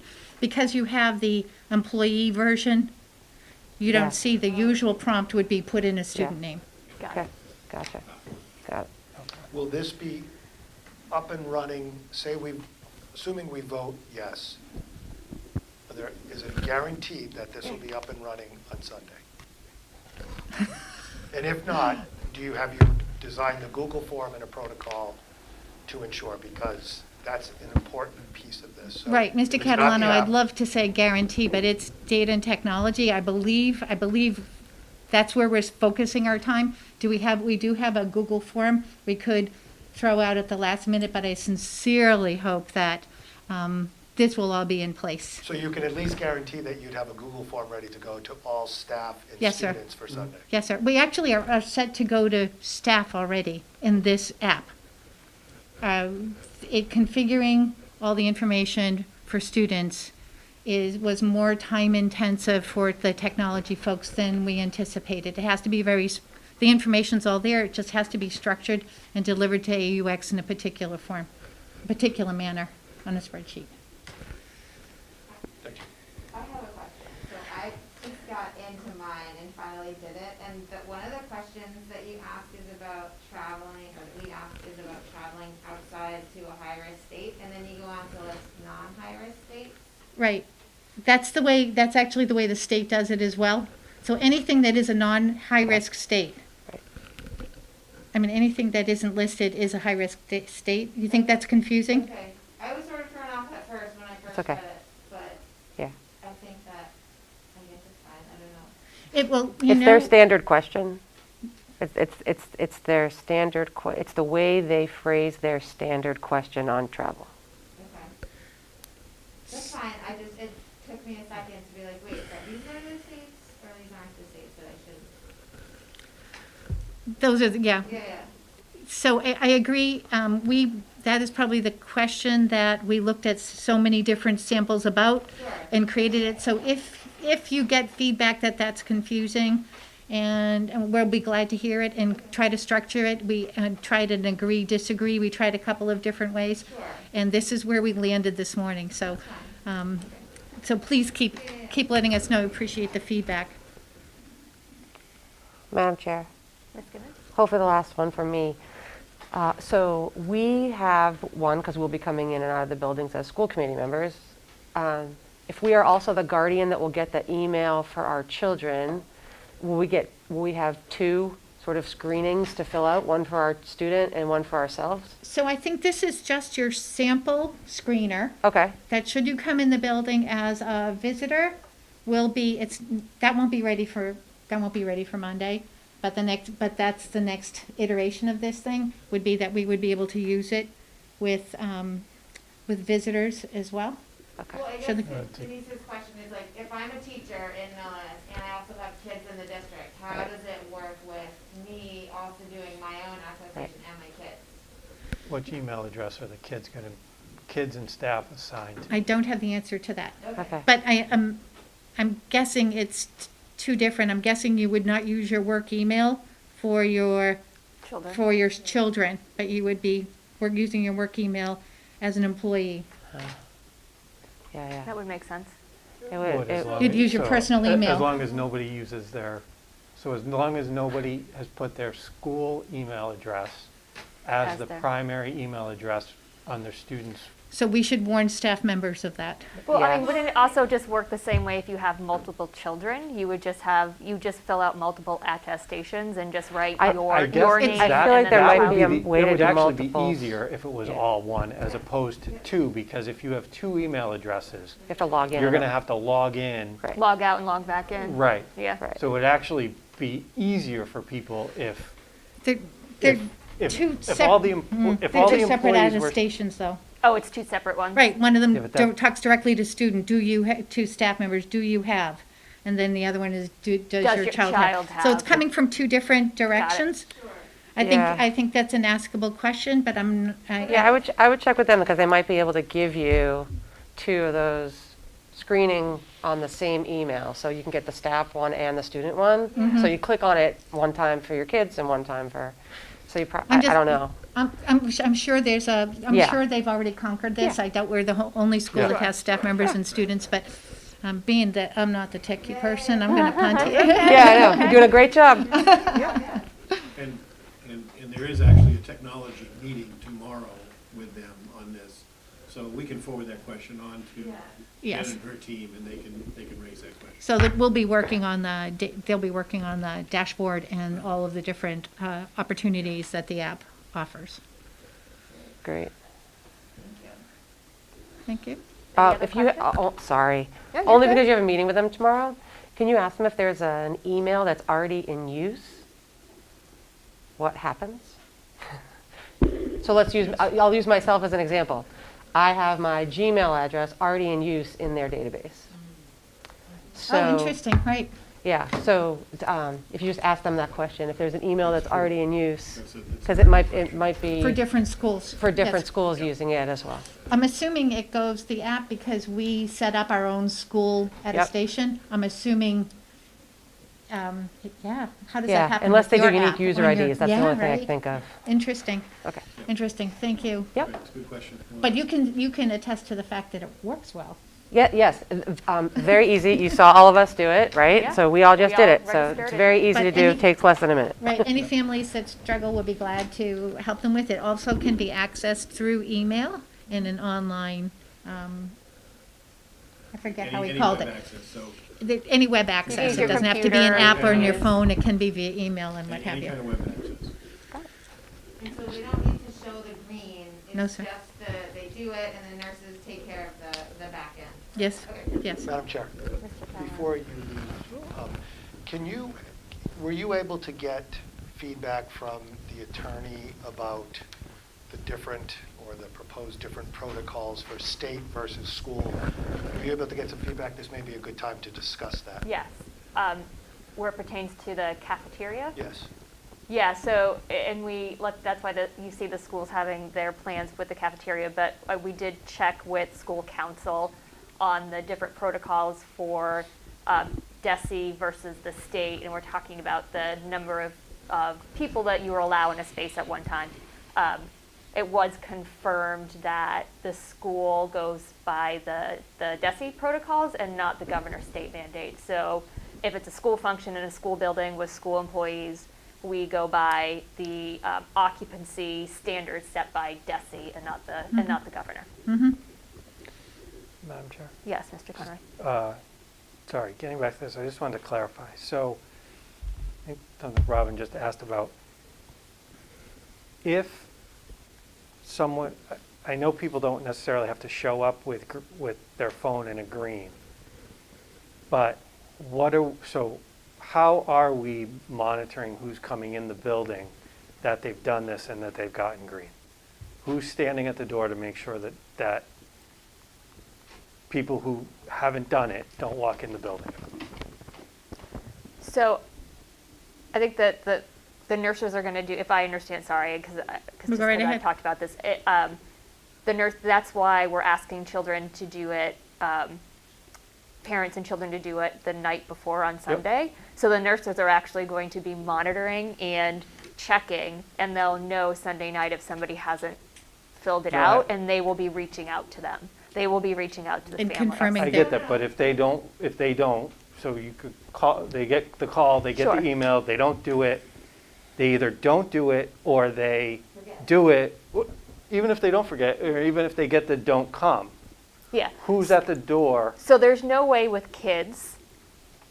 So little kids don't have a phone, right, to flash a red or a green badge. Right. So that's why we're going to monitor it this way. And with the teachers taking attendance and the nurses checking, if there's a child, so the nurses, anyone comes up red, the nurses are going to immediately alert the school principals and the teachers that somebody shouldn't be coming in. If somebody does come in the building, so is there a possibility that somebody comes in the building that shouldn't be or has a red? Yes. Is there a possibility that a child that comes in that hasn't done an attestation yet?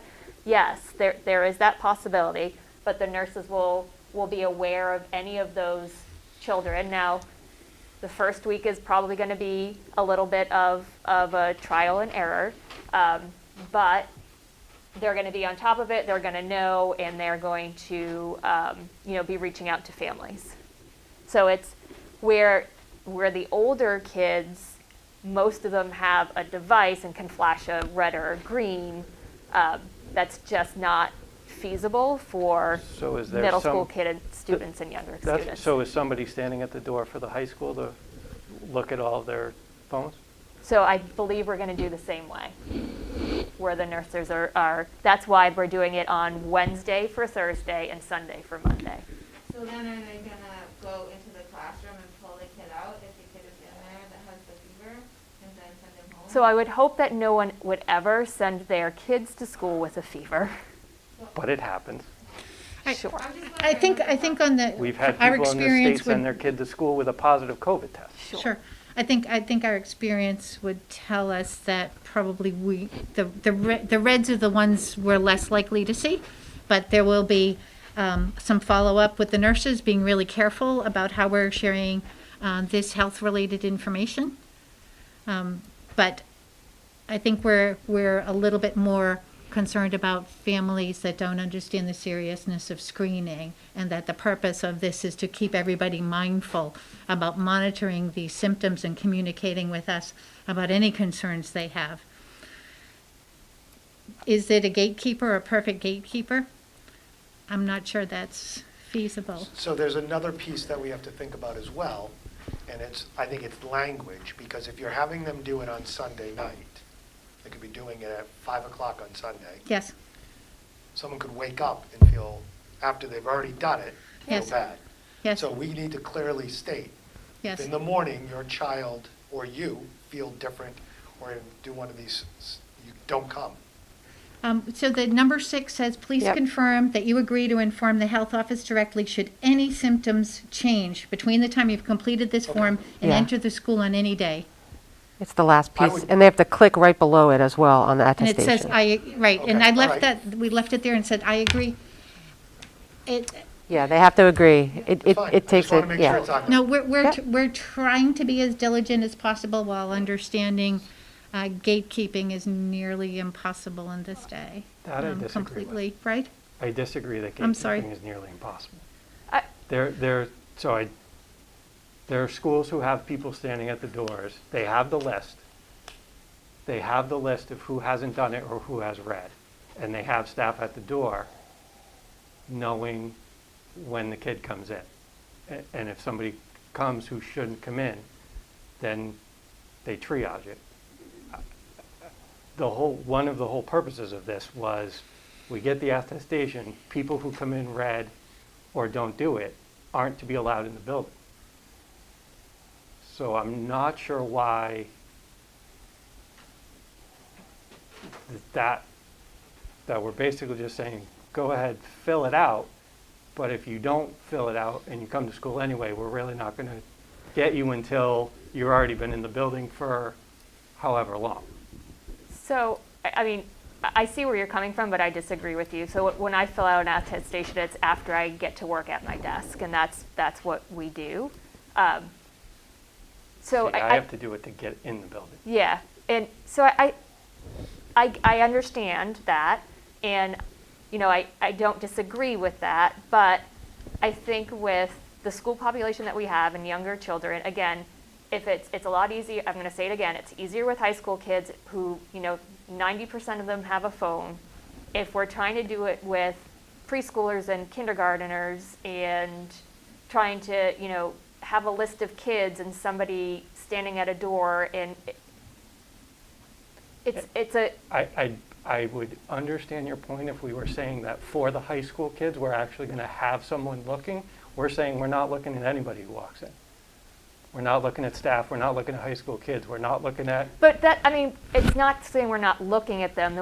There's a defined process to identify kids the night before, and the nurses are going to be reaching out to families, and the likelihood, or we hope by the next morning, they have it clearly identified of somebody that hasn't done it, or hopefully we won't have anybody. So is the And- pass going to the high school kid because the parent's filling it out? So it's not even with the high school student. We said at Yes. the very Not at the beginning, moment. no Not at the student is moment. doing this. So high school or So kindergarten, it there's no doesn't such thing as matter. a PAT, right? It's just that, you know, the nurses are But there's going to have a nothing list. to show from the high Correct. school. The nurses are Madam going to Chair. have a list of names and of people that haven't done it, and their part of their process is to follow up with the families. Madam Ms. Chair. Givens. There is functionality in the app to send the pass to the caregiver that fills out the forms that has the email attached associated with it, and to also send it to student email address. I don't know if it costs more money, if it's an add-on feature, but there is functionality to do that so that the student can have it on a device that they have access to via a student email address, and the caregiver can also have it it gets sent to their email address and whatever device they have the app loaded on. So both the caregiver and the student could have the green or red badge, if you will, that could be accessed via email, it's actually via email, because the app typically does not live on the student's phone. It lives on the caregiver phone, and the student gets the badge delivered via email. So if there was a desire to display it, guardian and student would both have a badge to display. And I also think if we had to prioritize who we'd want to stop from coming in, it's not necessarily, although we want 100% compliance, it's people who are red. So on Sunday night, you will know red. I would check with the technology to see whether an automatic list of red can go to the nurses and to the building Yes. administrators. I can confirm that to These you. are persona non grata on Monday morning. But if We have it- nobody's at the door saying they can't. Well, that's. We have it in real time. Would you like us to come up with a process for that for the high school? Is that what you're asking?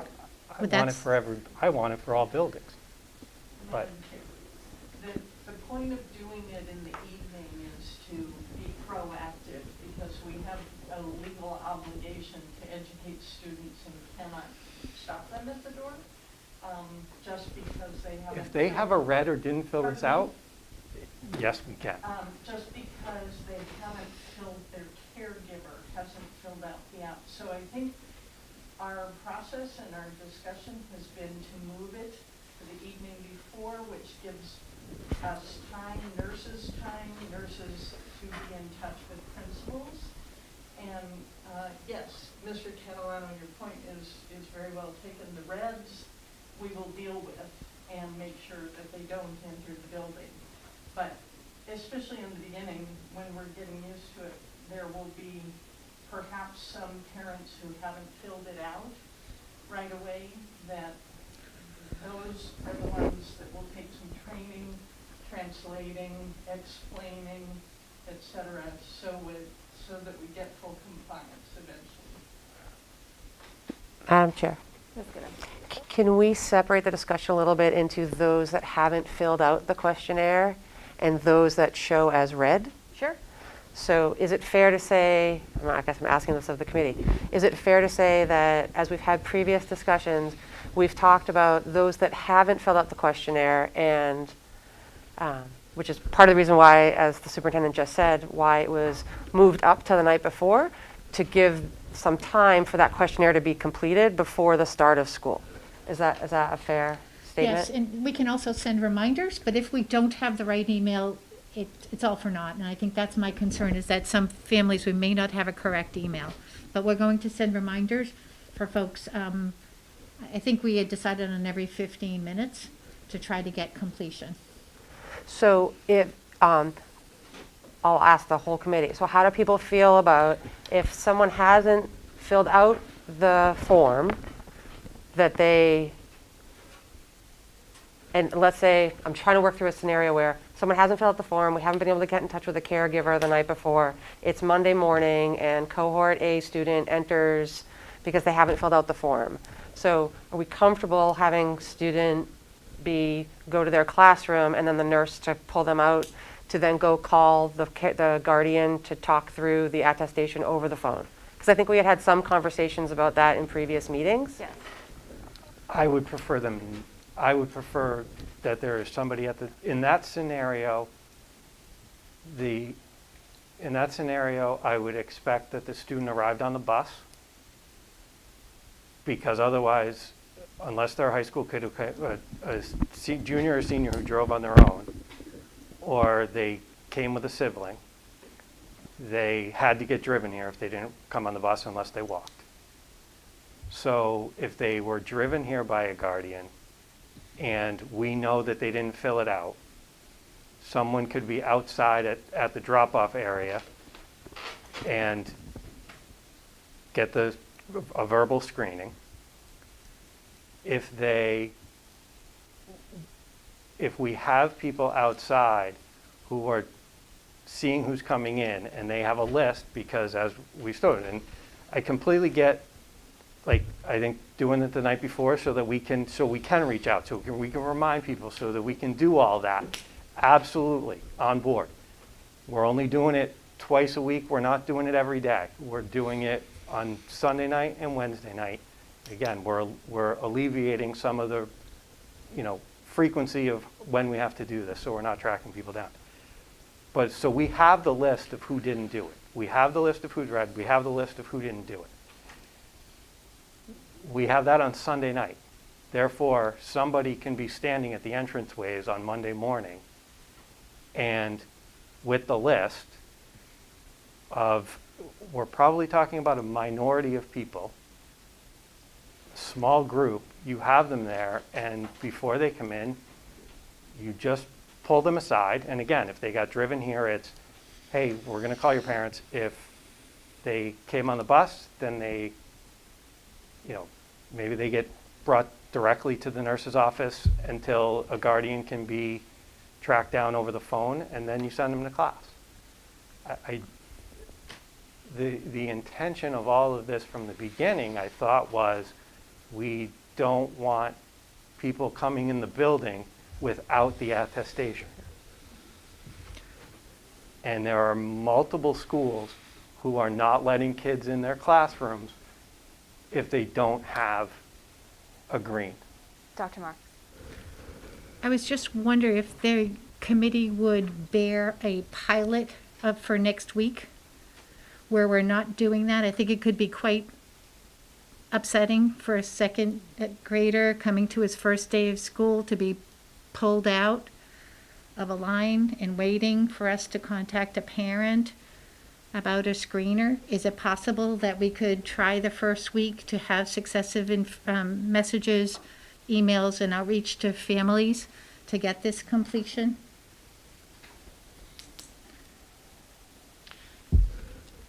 Denise, to your point, I agree with Mark, but I think we have to have agreement that a red does not go in the building. So however you want to do that, a red should not be in the building. And so the person who's at the door, there has to be someone at the door. There has to be someone at the door with a list of reds. So if they try to come in, that's different than not doing it. Yes. I think so. understand, and I want compliance. A red is different. So I don't know if you need to treat Mondays and Thursdays as snow days, and the work starts at 5 a.m. I'm not trying to set schedules. No, I understand what you're saying.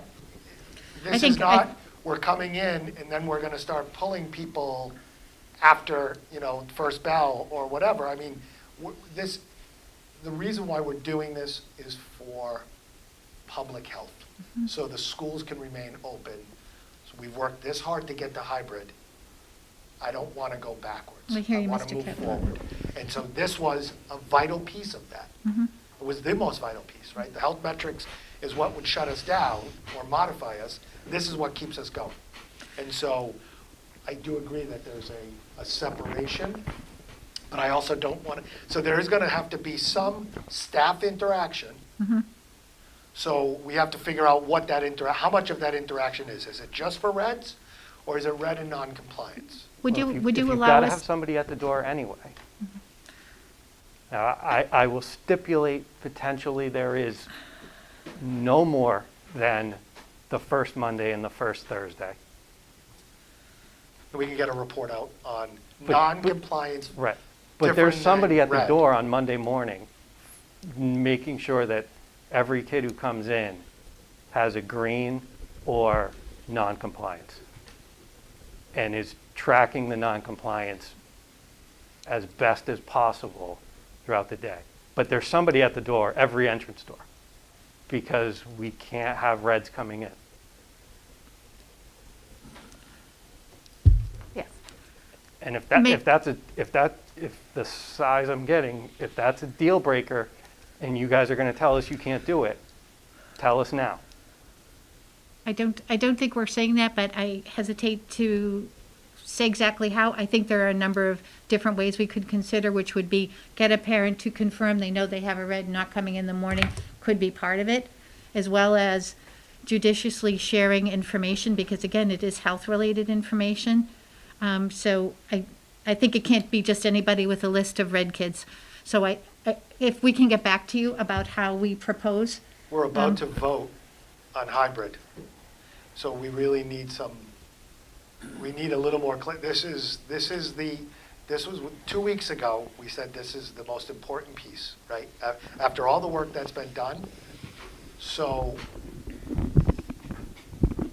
I'll speak for myself. I'm willing to give next week a shot for non-compliance, but I need assurance for myself to vote hybrid that there is going to be a piece, a system in place that reds don't come in the building.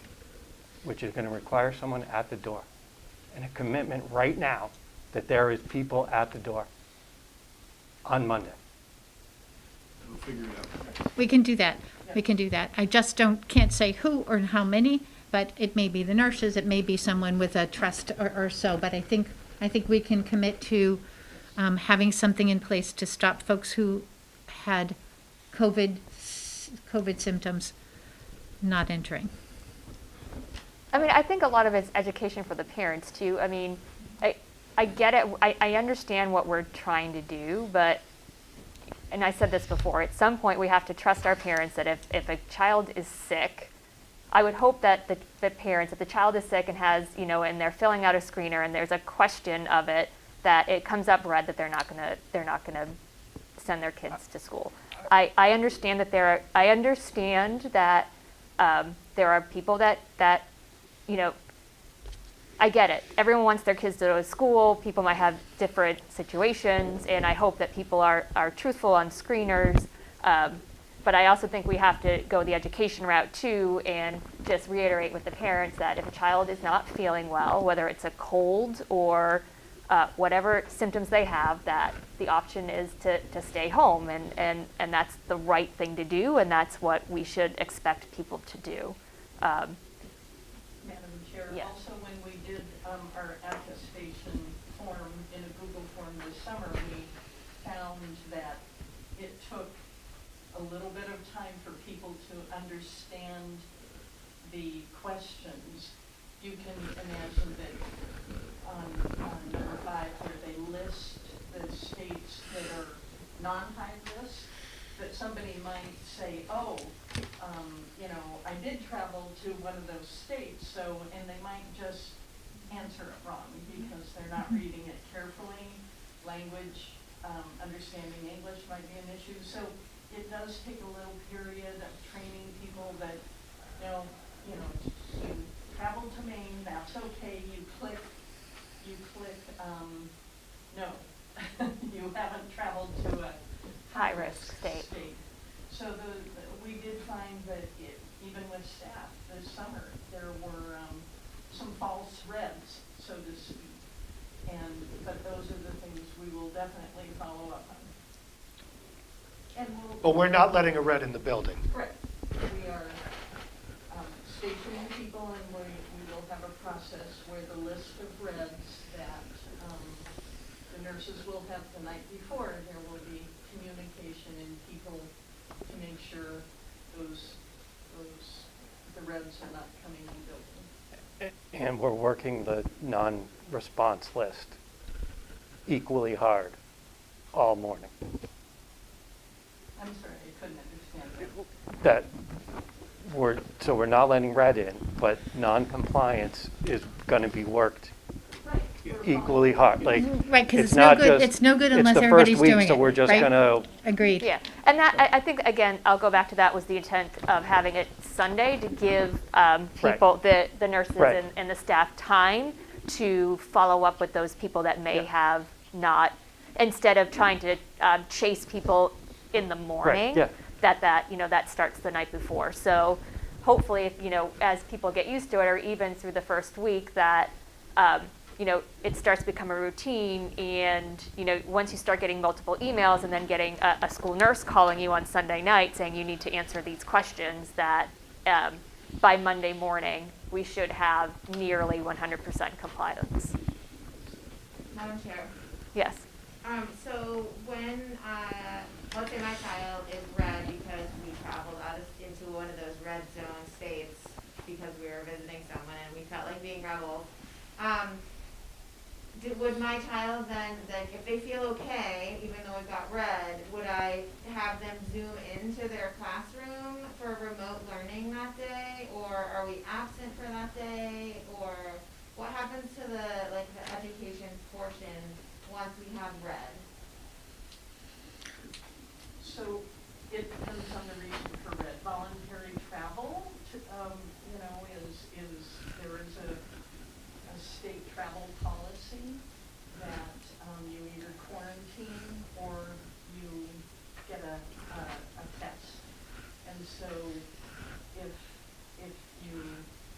that's where the nurses, in consultation with the Board of Health, it depends on the reason for the red. So if I show up red, no matter what the situation, do I email my teacher and then show up on Zoom that morning? Or do I wait to speak to the nurse to Yeah, know the what to nurse do in terms of school? Let's say my kid has a fever but feels okay, and, but that's one of the markers, but is well enough that they feel like they could attend school remotely. Is that something that the parent decides, or the nurse and the parents have a conversation? Like, how does that get school happen in a red marker? You know what I mean? Dr. Marks? Madam Chair, I think if any child is well enough to attend remote school, we would encourage it. Okay. I don't think that enters into it, especially in the scenario that you talked about. It's just that the state requires quarantine as a result of going into a high-risk state. Yeah, So, okay. yeah, we would I hope guess in the I just same wanted thing. to know, like, the educational portion Sure. of it, if the kid is feeling okay. I think the same thing with close contacts, and the nurses will get into that later. A close contact, if they do have to stay home, we would certainly hope they come to school if they don't have any symptoms, right? They would do a remote learning. So always as much learning as we can get in would be the intention. Yes? Any other questions? Okay. Okay, thank you.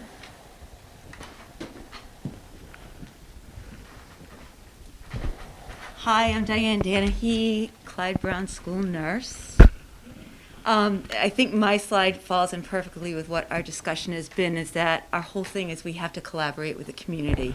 So there has to be a really tight collaboration between the health offices, the 3 nurses, and the community.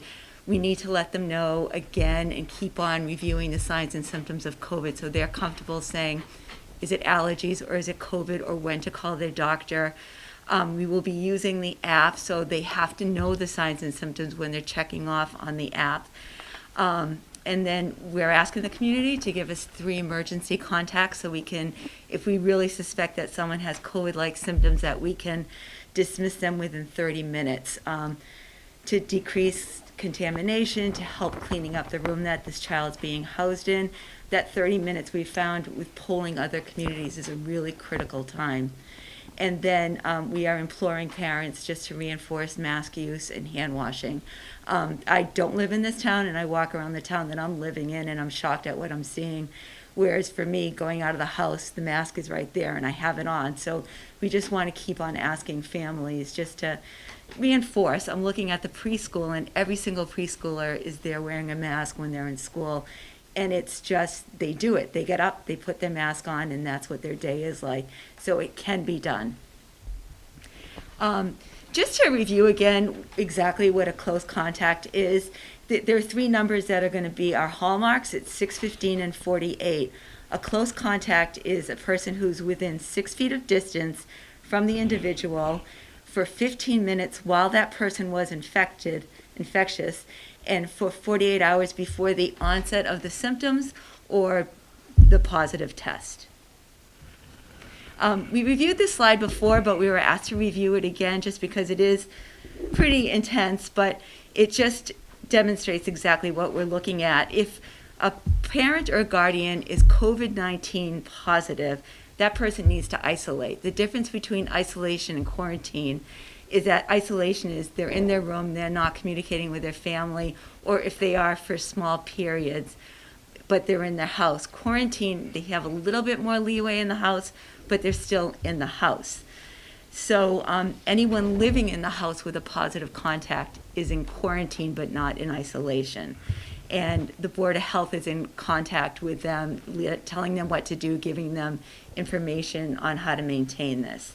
All household members are required to quarantine, stay at home for 14 days if they're living with a person who's positive for COVID. But the person who has the COVID has to quarantine for a minimum, isolate for a minimum of 10 days. The child of a positive parent cannot return to school until they're cleared by the Board of Health and the school nurses. And then they have to complete their 14 days of quarantine that starts at the first day of symptoms or the day of the positive test result. The second scenario is if the child is COVID-19 positive, which is what we're very interested in. The child, let's say the child is tested for COVID, the parents need to tell us that the child went for COVID test, and then they need to tell us the results, because sometimes the parents will find out before the Board of Health. But between the testing and the time they get the result, that child needs to stay at home because they may have it, and then they'd be infecting everyone else. A positive test means that the child has to stay at home and isolate. The child cannot attend school. Maybe if they feel great, they can do remote, but then that's another conversation. Again, the Board of Health is going to be directing the conversation with the parent that the child has to stay at home. And now any sibling of that child is considered a close contact. So they're subject to the 14-day quarantine. A positive child can return to school only after being released by the Board of Health or the local Board of Health if they're not in Millis. And the minimum isolation period is at least 10 days since the symptom onset. And if no symptoms, then it's 10 days after a positive test. Siblings of that child cannot return to school until they're cleared by the school nurse and the Board of Health, and that's following a 14-day quarantine. You ready?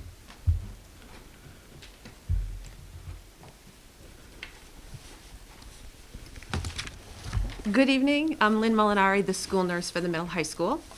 So Diane just spoke to the protocol for the child that's a positive case. I'm going to talk about the protocol for the child for the other students in the class when a child tests positive. So if it's found out that a child is positive, the nurses, along with the principals and the Board of Health, will collaborate and evaluate the rest of the class list to determine who within that cohort, would be considered a close contact. And Diane explained on one of the previous slides what a close contact would be. That is the really important factor here, is determining who would be considered that person within 6 feet for at least 15 minutes for 2 days beforehand. So once we have identified our close contacts, again, the nurse and I, Diane and I, would work closely with the Board of Health to determine those cases.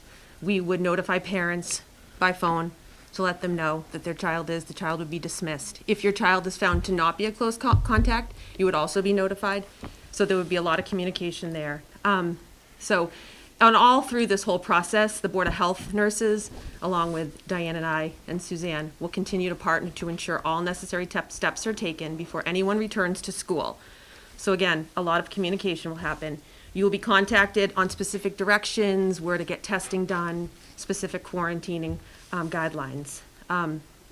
Again, like I said, if after a decision is made that a child is not considered a close contact, then you will also be notified. So now I'm going to talk a little bit about what happens if a child is dismissed with COVID-like symptoms. So the child comes to our office, we assess them, and determine that they may have symptoms that we're suspicious of or we may be concerned about. So we send the child to the doctors, they get tested. After they're testing negative, they can return to school like usual if they're fever-free, as long as there wasn't a contact involved as well. So this is just a child that we see with some symptoms that gets tested. Or they may see the doctor and say they don't have COVID, but they have strep or they have the flu. In that case, we just follow the same protocol that we always did, and that child may return once they're fever-free, or symptoms have gone away. So without that COVID-19 test, though, 10 days from the start of symptoms. Again. So I'm also going to talk a little bit about close contact. So if your child is considered a close contact, when can they return to school? All close contacts, and this is kind of the hard part because it seems like even if they test negative, must quarantine for 14 days. So once we've determined that the child is that close contact, that less than 6 feet for more than 15 minutes is considered a close contact, then they have to wait the 14 days, even if they're negative. This is because the virus can cause illness for up to 2 to 14 days. So you could be a negative, but on day 10 start to show symptoms. Also, asymptomatic individuals can transmit the virus, so you may not even know that you're sick. So we will do a lot of follow-up, as you've heard from the attestation app conversation. So we will be contacting families by phone calls and emails if your child is a trigger on the app. So if they show that red we just talked about, that would deny them access to school, our plan is to reach out to families the evening before or that morning, if they do it later, or if a student is symptomatic. So if a child comes down to our office and we're concerned that they're symptomatic, we will be calling home, communicating. That's where that 30 minutes per pickup comes into play, or when a student is considered a close contact. So all the stuff we just discussed, those are the biggest things. And all along, we always communicate with the Board of Health, and this communication always must happen before any student can return to school. So we would feel comfortable knowing that all the steps were taken and all the people that were necessary to notify were notified.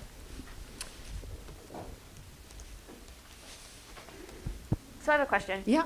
Close contact. So child is in a classroom and they're doing mask breaks in the classroom. So would that class be considered close contacts, or the kids that are like, how does that get determined? Well, the mask breaks are going to be shorter mask breaks. So again, you go back to the 6 feet, less than 15 minutes, more than 15 minutes, sorry. Okay.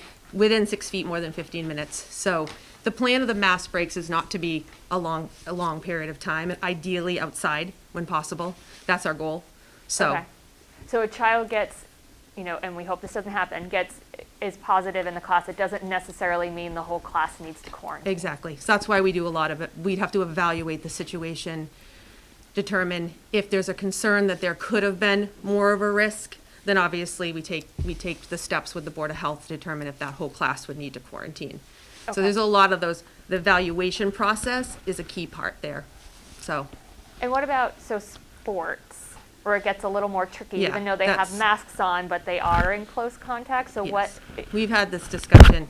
I've had this discussion with the trainer too. Yes, that's the tricky part too. Again, it comes down to our really good communication with the Board of Health. I know I keep saying that, but I cannot stress it enough. So we really would look at it like a cohort, like a group, a team, and determine during that team time together, do you guys feel that you were 6 feet, the 15 minutes for 2 days before? So it really will, it's a hard one. It's a hard one. And yeah. I feel, because I think just by definition of sports, yes, right, you're not. Yes, right. And that's just to stress the importance of mask wearing and safety protocols, even Right. when you're not in school, because Right. one positive test could stop a sports season. Yep. Yes. Mm-hmm. So we look at all those factors. Mm-hmm. Any questions for the nurses? Madam Chair. Mr. Conroy?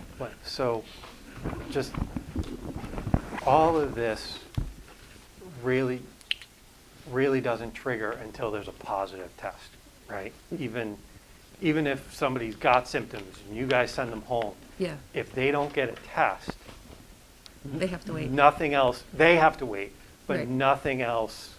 Because. Right, Right. So nothing happens, based on our protocols, nothing happens until we have a positive test result. It's just, Right. that's just the way it is. Right. And then, I just want to clarify, so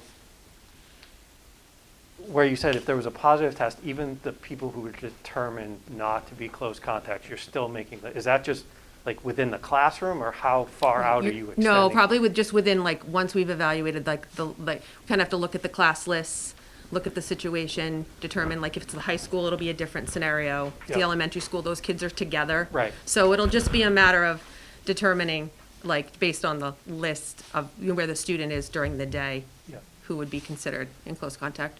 That's why we keep But you're going back calling to. people who are going to, even those who aren't considered close Yeah, I contact. think it comes down to, and the Board of Health does a really good job. They've been doing contact tracing since February, unfortunate for them.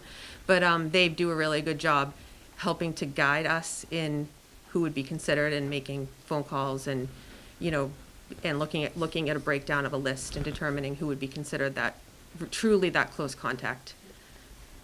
So one more follow-up that's kind of tied to that. So if we do have a child that's positive and we're sending out communications to parents to let them know, are we sending, and maybe it's for you, are we sending it out just to their immediate class? Are we sending it out to the grade?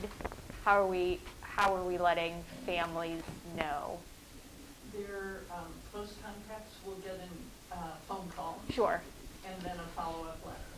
Okay. So we have that. So if there is a positive case in the school community, we would let say it's at Clyde Brown, we would let the Clyde Brown parents know that. Or, you know, if we don't want to identify where in the school community, we could send it just to the district, the listservs that Yeah. I think it would be helpful, and I know from my own experience that when I get communications like that for a school, it usually says whether it's the middle school or the high school. Just that shouldn't break any protocols for. Identify. Yes, Right. yes. Because I do think it's helpful for parents just to know that there has been a case. If you haven't gotten a phone call, means that you're not considered a close contact. And just reiterate the safety procedures, that type of thing. And we have that letter ready. Yep. Ready to go.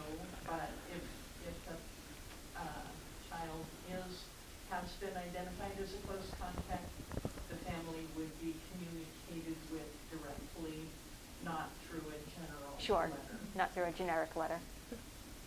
Madam Chair, Mr. and I would say, given the district and the town is so small, I would send that generic, I would send the communication, I'd send that to all the listservs so that everybody, not just, we'll do middle school if it's a middle school.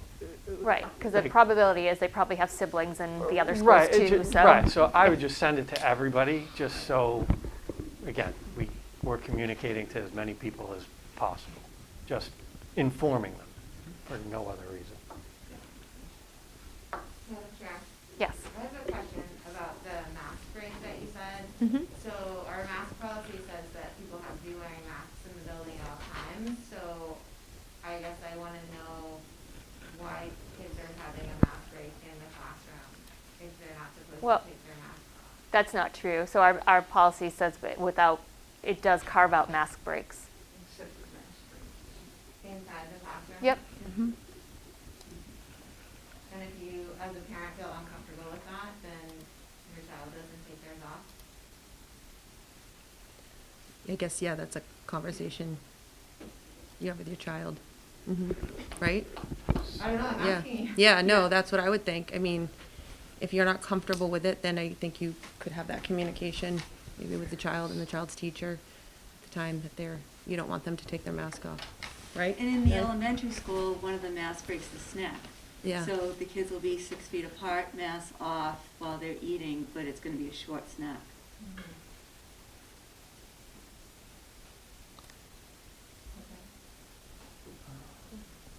Can we just Did you have pull another up- question? I just want to pull up the mask policy. I have it up, I just pulled it up. It has face mask and face coverings will not be required. First bullet, during mask breaks. I think, So I guess if we say there's a mask break. Yeah, you could, I Throw it could right say, in. well, I'm taking a mask break, so I don't need to wear one, and they could walk around the building That's- without one. No, they that's have not to be true. sitting at their desk, they have to be facing forward, There- 6 feet apart from the other students. There's no walking around the classroom without a mask. And there's a definition of mask break also in here for the viewing public. I'm referencing the website that the superintendent showed everyone at the beginning of the presentation, and I'm just clicking through. So mask break protocol and policy. So it clearly talks through kindergarten through grade 12. the mass breaks, how they're defined, what happens with them. It's fairly detailed, thank you both, on the mass breaks and what happens there. Madam Chair, but as I think Lynn mentioned, or one of the nurses mentioned, that if we can, mass break would be in a larger space. We are fortunate to have, some great outdoor areas in, actually both on the grounds, but in inclement weather, we might be able to use the gym, the central media center, learning centers, that kids could spread out. Thank you. Any other questions for the nurses? Okay, thank you. Thank you. Thank you very much.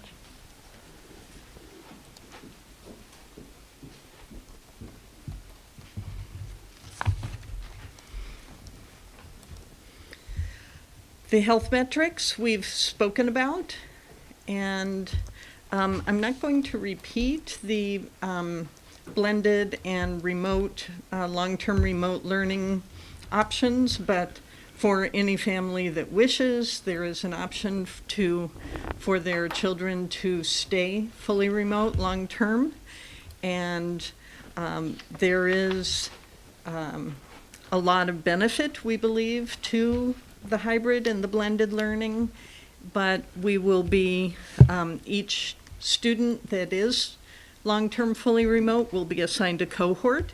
They will have Millis teachers. They will be integrated into the classroom environment, and a lot of efforts, as you saw. I refer the public to the videos that are on our homepage of the website. That are little samples that teachers have very graciously helped us put together to show how students might be integrated into some of the activities. So some of the things, there might be some synchronous time, Zoom sessions. There's certainly going to be some asynchronous, independent. The flipped classroom is one of our models that we use, where we prioritize interactions and student-teacher interaction during the day, and content is often on the learning management system, either so that somebody might read it for homework, but come into class and be able to then discuss it and use more active learning strategies during class time. More project-based learning, and teachers have been building for a few years now those personalized learning pathways, choice boards, etc. But the important thing, I think, is the collaboration. We want to make the kids all feel that they are part of a community. Family partnerships, again, what can families do? Please do ask questions of your child's teacher. Share with them what's working, what has been a challenge for your child. Suggest some ideas if you have them. Complete the feedback surveys that we'll be sending out. And if you're still feeling like your child is not succeeding, please do contact the building principals or assistant principals, and understand that, we understand it's one of our hallmarks that children learn in different ways, and teachers are very adept at adapting so the more we know about what is a struggle and what's working well, the more we can do to help children succeed, whether they're in hybrid or in a fully remote. Any questions for me? Okay. Oh, I think my computer just died. Oh, I'm going to actually take one moment to say the team has been incredible. I can't say enough about what a fabulous team of people have been working really, really hard with our nurses, working with the administrative team, and they are tremendous. I know they're burning the candle at both ends, losing sleep, not sleeping, and they've done a tremendous job, so thank you. Thank you. Okay, so the next is consideration to move to hybrid learning. I'm going to open it up for discussion from the school committee, or I'll take a motion.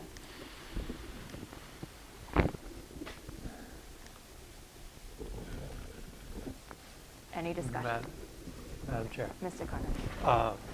I think we are light years from where we were on August 6th in terms of logistics and understanding how this is going to work. It's not perfect. None of these models anywhere are perfect. I think, as Nancy mentioned, they're going to be, no matter what type we're doing, there are going to be pros and cons and things that work for some people that don't work for others. Mm-hmm. We've also had the benefit that we've had a month to see what worked and what didn't work in other districts. Again, there is a likelihood that we've seen everywhere that no matter what we do, we're going to end up in a situation where we will have cases in town, and we will, like we're seeing everywhere else, we're going to have to manage it through the protocols that we have and make decisions, and hopefully we won't have to do it very often, but there is a high likelihood, just the nature of it, that we will.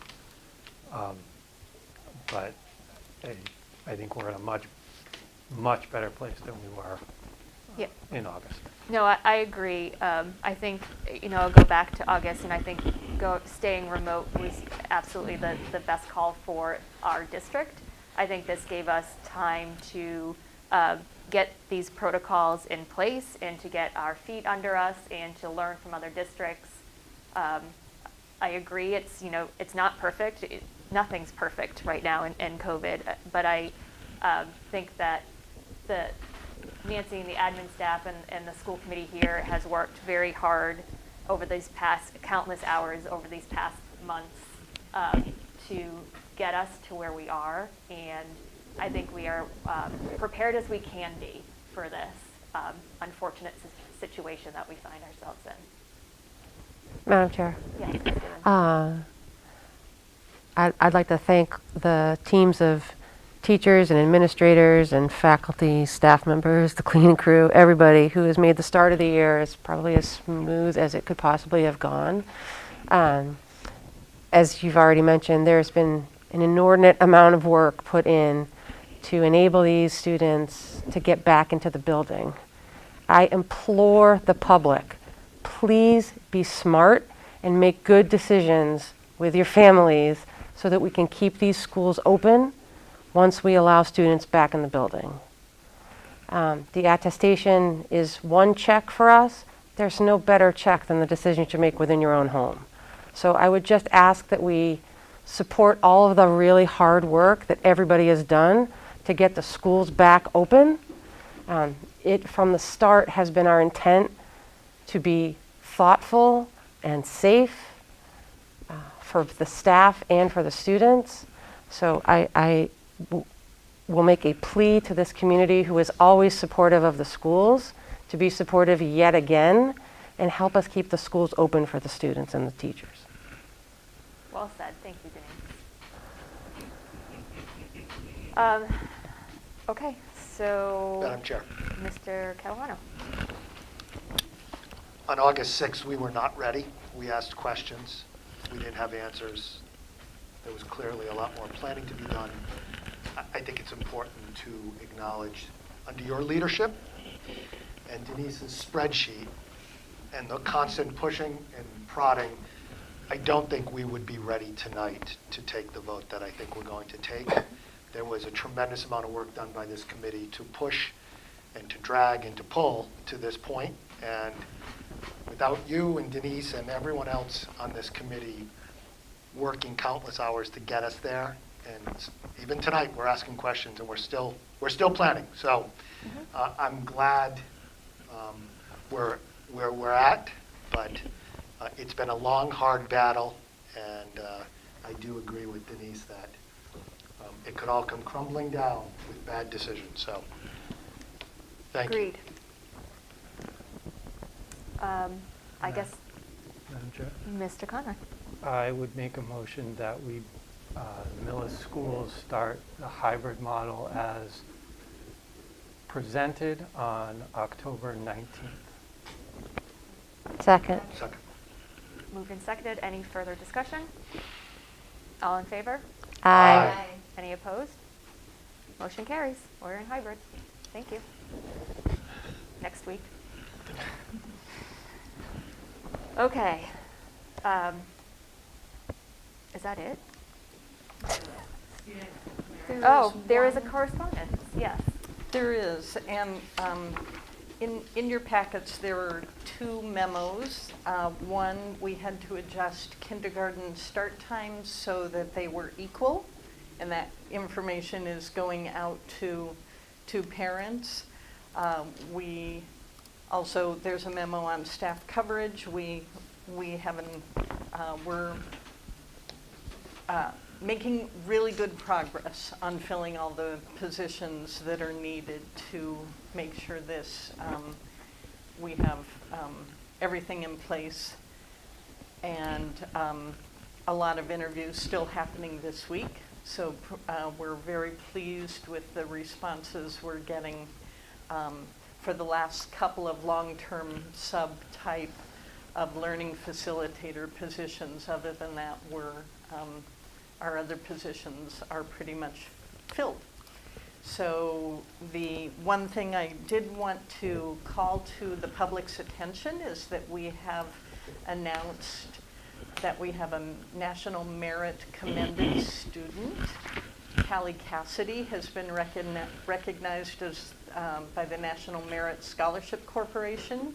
Commended students place among the top 50,000 scorers out of more than 1.5 million students who take the PSAT exam, placing Callie in the top 3% of all test takers.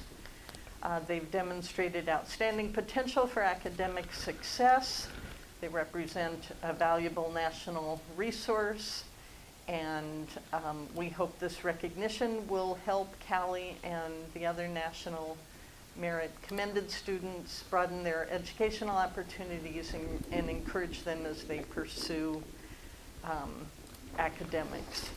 Callie is the daughter of Miles and Teresa Cassidy of Millis. She's president of the Library Teen Council, a member of the Mohawk Post newspaper staff, is involved in the Millis High School Drama Club and the Millis Theater Group. Callie performs in the Millis High School Chorus, is a member of the National Honor Society, and represented Millis in the YMCA's Youth and Government program. So congratulations to Callie Cassidy.